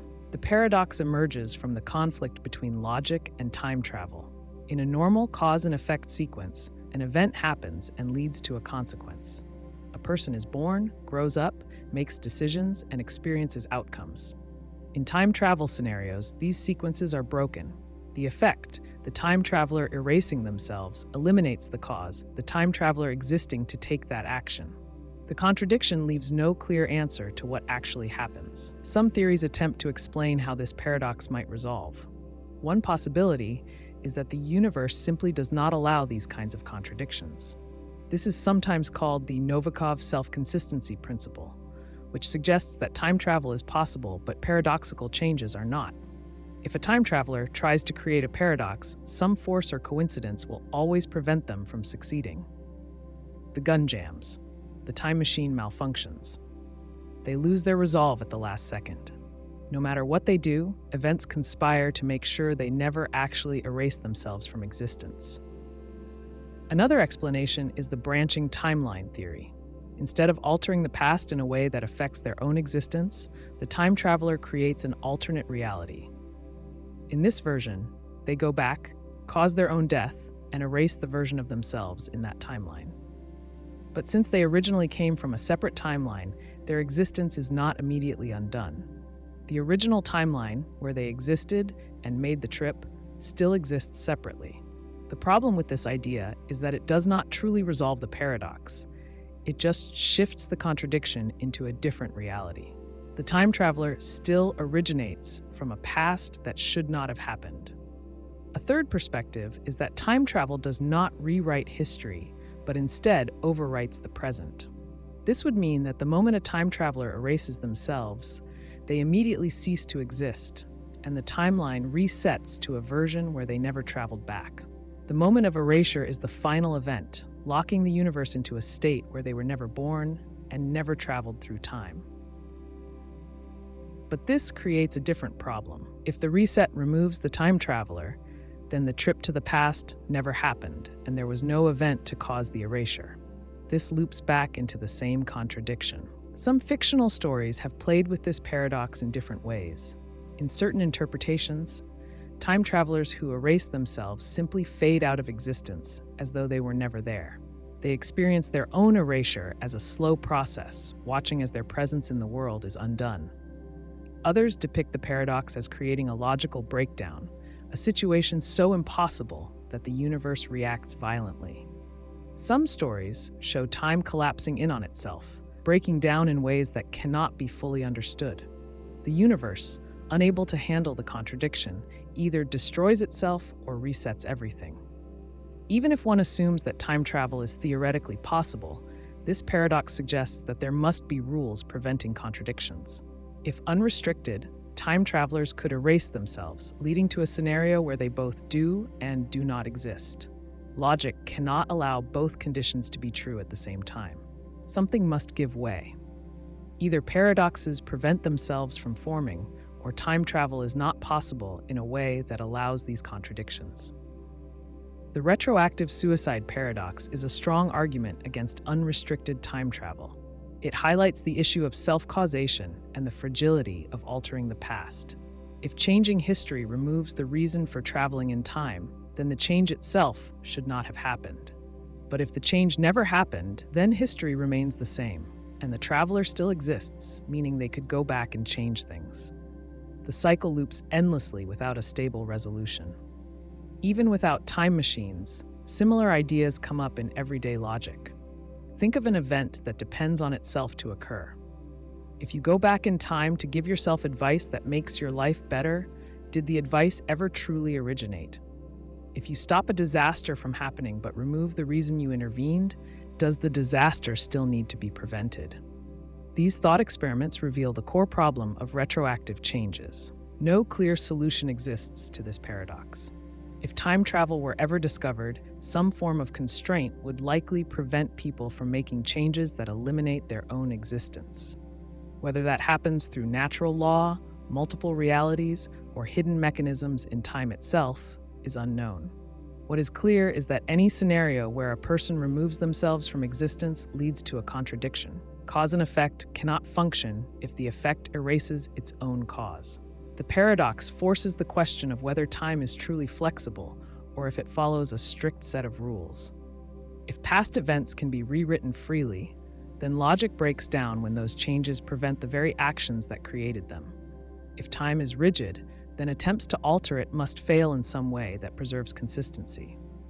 The debate continues, but as long as time travel remains theoretical, the retroactive suicide paradox serves as a warning about the dangers of manipulating the past.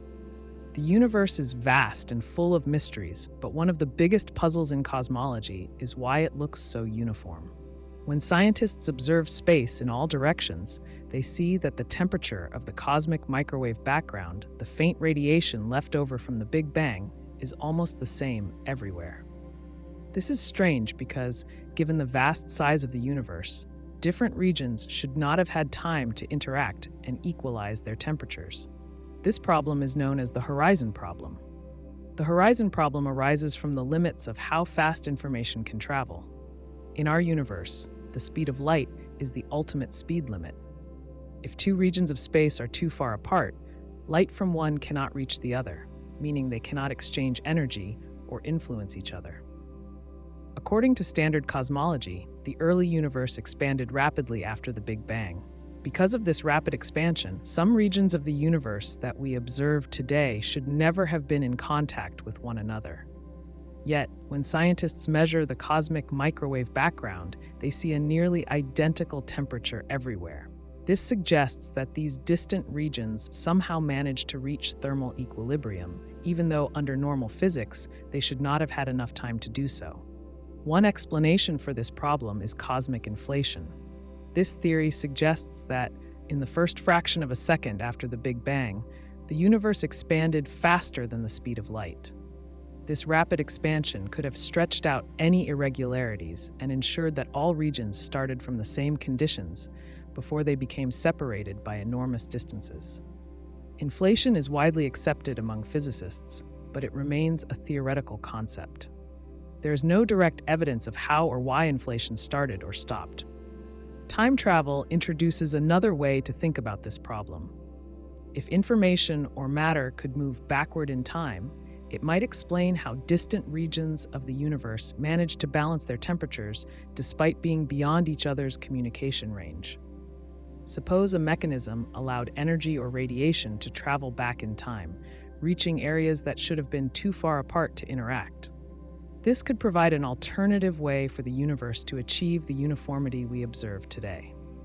To understand how time travel might work in this context, consider a simple analogy. Imagine a large room filled with air. If the air is not mixed well, some areas will feel warmer than others.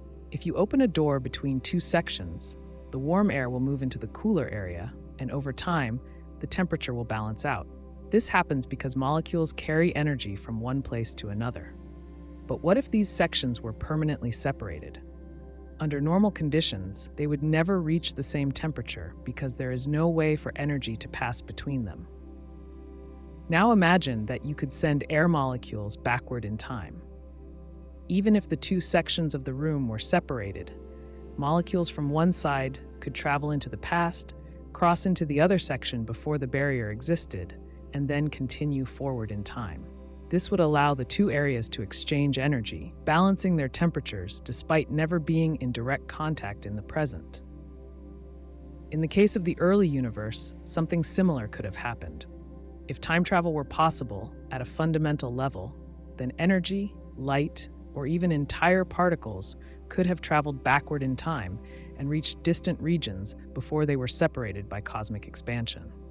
This would allow the universe to achieve the level of uniformity we see today, even without the need for inflation. Some theoretical physics models suggest that time travel is not entirely impossible. General relativity allows for solutions that include closed time-like curves, which are paths through space and time that loop back on themselves. These curves could, in theory, permit information or particles to travel into the past. While no practical method for time travel has been discovered, the equations of physics do not entirely rule it out. Another way to think about time travel's role in the horizon problem is through wormholes. A wormhole is a hypothetical tunnel that connects two points in spacetime. If wormholes existed in the early universe, they could have linked distant regions, allowing heat and energy to pass between them, even if those regions were too far apart to communicate under normal conditions. In this way, time travel via wormholes could have helped the universe reach thermal equilibrium before expansion carried these regions apart. One challenge with this idea is stability. Wormholes, if they exist, might collapse before they could allow significant energy transfer. Even if time travel were possible, there is no clear explanation for why it would only have occurred in the early universe and not in later stages of cosmic evolution. However, some physicists speculate that extreme conditions, such as those present shortly after the Big Bang, could have allowed exotic physics that no longer operates in the present-day universe. The possibility of time travel as an explanation for the horizon problem raises deeper questions about the nature of time itself. If time travel played a role in shaping the universe, it suggests that time might not be as rigid as it appears in everyday life. Instead of moving in only one direction, as human experience suggests, time might have more flexibility at the fundamental level of physics. If a future scientific breakthrough revealed that information or particles could travel backward in time, it would change our understanding of causality. In everyday life, causes precede effects. If time travel were real, effects could sometimes precede their causes, creating scenarios where events in the future influence the past. This would mean that the uniform temperature of the universe could be the result of energy transfer from a later stage in its history, rather than from an initial state imposed at the very beginning. A related question is whether time travel in this context would require a guiding mechanism. If particles or energy can move backward in time, What determines where they go? Do they travel randomly, or is there an underlying principle that directs them toward specific regions? If a natural process caused time-traveling energy to flow in a way that balanced the universe's temperature, it would imply that some form of self-regulating mechanism was at play. Although the horizon problem remains a major challenge in cosmology, time travel offers a unique way to approach the issue. If energy or radiation in the early universe could move through time, it could help explain why distant regions share the same temperature. While this idea is speculative, it highlights how unconventional solutions can sometimes provide insights into fundamental questions about the universe. Understanding whether time travel played a role in shaping the universe requires more research and better observations. Advances in physics, especially in areas like quantum mechanics and general relativity, may one day provide a clearer picture of how time functions on the largest and smallest scales. Until then, the horizon problem remains a mystery, and time travel remains one of the most intriguing possibilities for solving it. A person steps into a time machine and sets the controls for 100 years in the past. Their goal is simple: to test if they can change history. They arrive in a bustling city square, blend into the crowd, and pick a random event to alter. Maybe they try to stop a stranger from boarding a train. Maybe they attempt to prevent a minor accident. But no matter what they do, events always seem to correct themselves. The stranger they try to stop takes another route and still reaches their destination. The accident they attempt to prevent happens in a different way. Every effort to change the past fails.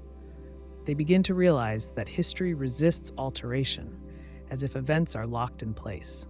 This is the core of the no free will paradox. The paradox suggests that if time travel to the past is possible, and the past cannot be changed, then free will might not exist. Every action taken in the past must have already happened, meaning there is no room for choice. The time traveler may believe they are making decisions, but if they successfully arrived in the past, then their actions must have been predetermined. They were always meant to be there. Their choices are part of a sequence of events that cannot be altered.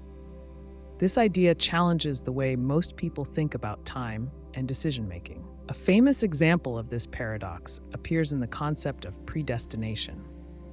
Imagine a person who receives a mysterious note telling them to go to a certain place at a certain time. When they follow the instructions, they accidentally cause the event they were trying to investigate. If they never received the note, they never would have gone. But the note itself only existed because they followed it. Their actions were not really their own choice. They were simply fulfilling a role that was always set in place. This paradox plays out in many fictional stories.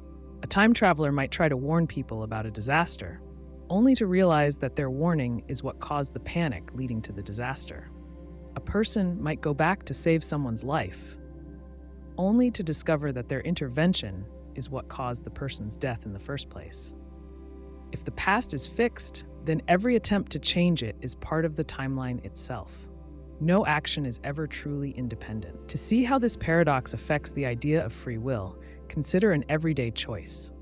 A person walks into a coffee shop and decides whether to order a latte or black coffee. They believe they are making a decision in the moment. But if time is fixed, then their choice has already been made. Every thought, every movement, every hesitation they feel has already happened. It feels like a choice, but it was always going to happen exactly as it did. This idea conflicts with how people usually think about time. Most believe the future is open, shaped by decisions made in the present. But if time travel exists and the past cannot be changed, then time is not a flexible path. It is a fixed structure. A person may feel they are choosing, but they are only following the one possible route through that structure. One way to think about this is through a recorded video. Imagine watching a security camera feed of someone moving through a building. They appear to walk freely, making choices at every hallway and door. But once the recording is complete, their movements cannot be changed. They went where they went. The idea of choice was only an illusion. If time operates in the same way, then every person's life is like a recorded video.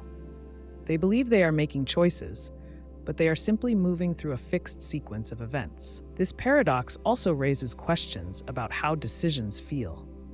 If someone makes a decision and experiences doubt, does that doubt mean anything? If they change their mind at the last second, was that really a choice, or was it always the only thing they were ever going to do? Even if a person feels like they have free will, that feeling might just be part of the predetermined experience. Some philosophers and scientists argue that even in a universe without time travel, free will might not exist. They point to the way the brain works.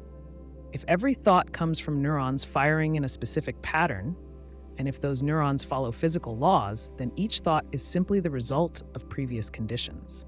In that view, people do not actually choose their thoughts or actions. They only experience them as if they were making choices. Time travel adds another layer to this argument.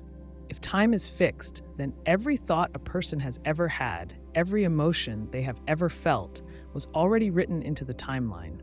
Nothing can be different. If a person believes they can travel back and change something, they are mistaken. Their trip to the past has already happened. Their actions in the past are just as locked in place as everything else. This paradox also affects the idea of responsibility. If free will does not exist, then people do not truly control their actions. If a time traveler was always going to commit an action, then they had no way to avoid it. But that conflicts with the way most societies think about law and morality. People are held responsible for their choices because they are believed to have had the ability to choose differently. If free will is an illusion, that idea becomes difficult to defend. Some try to escape the paradox by suggesting that time splits into multiple branches whenever a decision is made. In this view, if someone travels to the past and changes something, they do not alter their original timeline. Instead, they create a new branch of time. But this raises other problems. If a person changes the past and creates a new timeline, what happens to the original timeline? Does it still exist? If every possible choice creates a new branch, then an infinite number of realities must exist. That idea solves the paradox of a fixed past, but raises more questions about how reality functions. Another way to think about this paradox is through a simple question. Imagine you are given the ability to travel 5 minutes into the past. You go back in time and see yourself standing exactly where you were 5 minutes ago. Now ask yourself, can you make a different choice than what you just saw yourself make? If time is fixed, the answer is no. Whatever you saw yourself do must happen again in exactly the same way. If you try to change it, something will prevent you, or your interference will turn out to be part of the event itself. Either way, your choices are not really your own. This paradox also makes people rethink the nature of reality. If time is unchangeable, then it is not just the past that is fixed. The future is also locked in place. If a time traveler from the future appears in the present and tells you what you are about to do, can you choose to do something else? If you believe in free will, you should be able to change your actions. But if time is fixed, then no matter how hard you try, you will still end up doing exactly what they predicted. For many, this paradox is unsettling. It suggests that every moment of life is already determined. It means that no matter how much a person struggles, hopes, or fights, their actions were always going to happen exactly as they do. If the past cannot change, then neither can the future. Every decision is just a step along a path that was already there. A time traveler makes a decision in the present, but that choice does not just affect the future. Instead, it changes something in the past. This is the core idea of the delayed choice paradox. It suggests that events in the past may not be fixed. Instead, they could depend on choices made much later. This kind of paradox challenges how people understand cause and effect. A simple way to think about this is with a story. Imagine a scientist in the year 2100 who has built a working time machine. She decides to test it by sending a message to a researcher in the year 1950. The message contains advanced equations that will help speed up the development of computers. The scientist sends the message and checks the historical records. She finds that the researcher in 1950 received the message, used the equations, and made breakthroughs decades earlier than expected. The entire field of computing developed faster because of this intervention. The problem is that the equations came from the future. The scientist only knew them because they were part of recorded history. But where did they truly originate? This paradox becomes even stranger when applied to personal decisions. Imagine a person who finds a mysterious journal filled with detailed knowledge about their own life. The journal contains instructions on how to invent a new technology, avoid mistakes, and even make the right career moves. Following the journal's advice, the person becomes successful. Many years later, they decide to travel back in time and leave the journal for their younger self to find. The problem is clear. The journal exists, but it has no clear point of creation. It was never originally written by anyone. It only exists because the person found it, followed its guidance, and then placed it back in time. Physics experiments suggest that something like this paradox could happen in reality. The famous delayed choice experiment in quantum mechanics shows that the behavior of particles can be determined by measurements made after they have already passed through a system. If the choice of measurement changes how the particle behaved in the past, this suggests that events at one moment in time can be altered by decisions made later. Now consider a different scenario. A man named Daniel has access to a time machine. He wants to win the lottery, but he does not have the winning numbers. He decides to travel into the future to find out which numbers win. Once he has the numbers, he returns to the past and writes them down on a piece of paper. He then buys a ticket using the exact numbers he recorded. After the winning numbers are announced, he realizes that they match what he wrote. But where did the numbers originate? If he only got them by looking at the future results, then there was no point where someone actually discovered them. They just existed in a loop. Another example is a musician who hears a song they love but cannot find any record of its origin. They assume it is an old song that has been forgotten. Later in life, they time travel to the past and play the song for a young composer, believing they are preserving an old classic. The composer then publishes the song, and over time it becomes famous. The musician in the future hears the song again and repeats the cycle. But if the song only exists because it was passed between the future and the past, who originally wrote it? These examples show how decisions made in the present could determine what happened in the past. They also highlight a key problem with time travel. If events can be changed based on future choices, then there is no fixed timeline. Instead, reality could be shaped by decisions that have not yet been made. The paradox also raises questions about free will. If the past is determined by future choices, then how much control does a person really have? If a time traveler decides not to send a message back in time, but historical records show that the message was received, then something must happen to force the traveler to send it. Does this mean that their choice was never truly theirs to make? If a scientist plans to send information to the past but then changes their mind, does reality shift to prevent that change? Some interpretations of time travel suggest that the universe must always be consistent. This means that any action taken in the present must align with what has already been observed in the past. If a future traveler sees a historical event happen a certain way, then no matter what they do, they cannot change it. This would mean that even if someone thinks they are making a free choice, they are actually following a predetermined path. Other interpretations suggest that the past is flexible and that each change creates a new timeline. In this view, the moment a time traveler makes a choice that contradicts the past, a new reality is created where their choice becomes the new history. This raises even more problems. If each choice creates a new timeline, then reality would split endlessly. Each version of events would exist separately, leading to an infinite number of possible outcomes. Now consider another scenario. A woman discovers that a famous historical event happened because of a mysterious message received in the past. She learns that the message helped prevent a disaster. However, when she researches the event, she realizes that there is no record of who sent the message.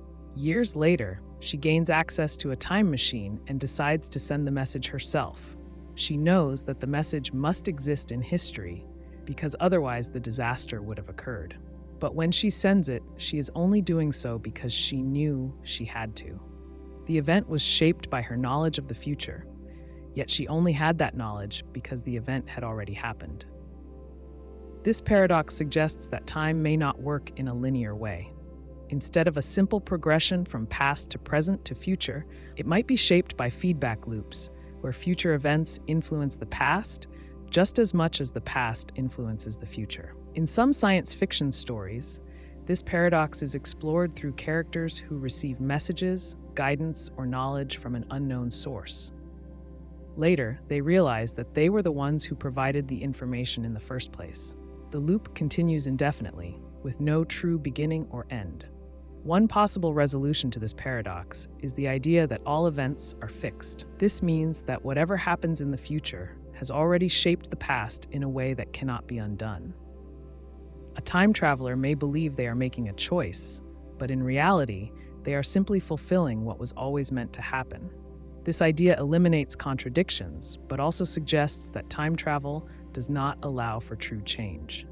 Another possible resolution is that time is constantly shifting, and past events are in flux until they are finalized by future choices. This would mean that history is not fully determined until all possible choices have been made. In this view, reality would be shaped by decisions that extend across time, rather than being locked into a single, unchanging timeline. The delayed choice paradox raises deep questions about how cause and effect function. It challenges the idea that time moves in only one direction. It suggests that the future and the past might be connected in ways that are difficult to understand. It also highlights the strange possibilities that arise when time travel is introduced into a system that normally follows logical cause and effect relationships. A time traveler decides to go back to 1920s Germany with a single goal: kill Adolf Hitler before he rises to power. They believe that by eliminating him early, they can prevent World War II and all the suffering that came with it. They set their time machine, step out into the past, and track down Hitler before he ever becomes a figure of historical significance. They succeed. But then a problem arises. If Hitler never rose to power, World War II never happened.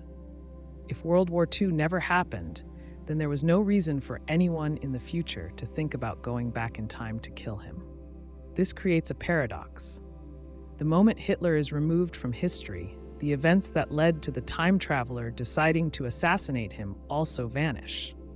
If there is no World War II, then there is no motivation for a future person to build a time machine and come back in time to prevent it. Without that motivation, they never step into the time machine in the first place. If they never step into the time machine, then Hitler is never killed in the past. But if Hitler is never killed, history unfolds just as it originally did, leading back to the moment where the time traveler decides to go back and kill him. The cycle repeats, creating an impossible loop. This is the core of the Hitler paradox, sometimes called the killing Hitler paradox. It highlights the contradictions that arise when someone tries to change the past in a way that erases their own reason for doing so. Time travel stories often rely on cause and effect. A person acts, and their actions shape the future. But in this paradox, the very act of changing the past eliminates the cause for the change. If the future changes in response to the time traveler's action, then the action itself becomes unnecessary and logically impossible. Imagine a slightly different version of the story. A scientist in the year 2050 invents a time machine after years of research, funded by governments that see time travel as the key to fixing historical mistakes. The first mission is simple: stop Hitler. The scientist gathers intelligence on Hitler's early years, learns where he lived, and calculates the exact point in time that would be most effective for intervention. The scientist steps into the machine and arrives in 1923, right before Hitler's failed beer hall putsch. The mission is a success. The scientist assassinates Hitler, ensuring that he never goes on to seize power. Back in 2050, the world changes. There was no World War II. The Holocaust never happened. The entire history of the 20th century unfolds differently. But this means the scientist's world, the world where they grew up, learned about Hitler, and built a time machine to stop him, no longer exists. With no Hitler in history, no World War II, and no destruction caused by the Nazis, there was never a reason to invest in time travel. The scientist's mission vanishes from history along with Hitler. But if the scientist never existed to travel back in time, then nobody went back to kill Hitler, which means history remains unchanged. And if history remains unchanged, then Hitler comes to power and starts World War II. This brings us back to the original situation, where the scientist is motivated to invent time travel and go back in time to stop Hitler. The cycle repeats. One possible way around this paradox is the idea that history is self-correcting. If someone goes back in time and tries to change a major historical event, the timeline finds a way to restore itself. Maybe the time traveler succeeds in killing Hitler, but another person steps up and leads Germany into a similar war.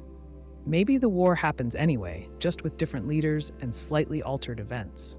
The outcome, global conflict, devastation, and massive loss of life, still occurs, just in a slightly different form. This would mean that no matter how much someone tries to change the past, history bends back toward the same general course. Another possible solution involves parallel universes. Instead of creating a paradox, killing Hitler simply creates a new timeline, one where he never existed. But the original timeline, where Hitler rose to power and World War II happened, still exists in a separate reality. In this view, the time traveler doesn't erase the reason for their mission. They just move into a different version of history. The problem with this explanation is that it doesn't solve the paradox. It avoids it by changing the rules of time travel. Instead of altering a single, consistent timeline, it assumes that every action creates a new branching path. A different approach suggests that history is fixed, and no matter what a time traveler does, they can't actually change the past in any meaningful way. If they try to kill Hitler, something always stops them. Maybe their gun jams, or they get arrested before they can carry out the act. Maybe they end up accidentally inspiring Hitler to become more careful, making his rise to power even more certain. This aligns with the concept of the Novikov self-consistency principle, which argues that if time travel is possible, events must always be internally consistent. Any attempt to change the past simply becomes part of history. A time traveler might not even realize they are part of the loop. They might believe they are making a change, but in reality, they are fulfilling history as it was always meant to happen. Maybe their actions are the very reason Hitler becomes the person he is. Perhaps a time traveler, in trying to kill Hitler, only manages to push events in a direction that ensures his rise to power. If they had never gone back in time, history might have unfolded differently, with a less extreme leader taking over instead. This paradox also highlights a deeper issue with time travel. What counts as changing history? Killing Hitler seems like a clear change, but history is a web of interconnected events. If the time traveler only removes Hitler without addressing the political and social conditions that led to his rise, does anything really change? Maybe another extremist takes his place. Maybe Germany still finds itself in a position where war becomes inevitable. Maybe a new conflict arises that is even worse than the one the time traveler tried to prevent. If the past is malleable, then the paradox suggests that changing it erases the motivation for the change. If the past is fixed, then time travel cannot alter it in any significant way.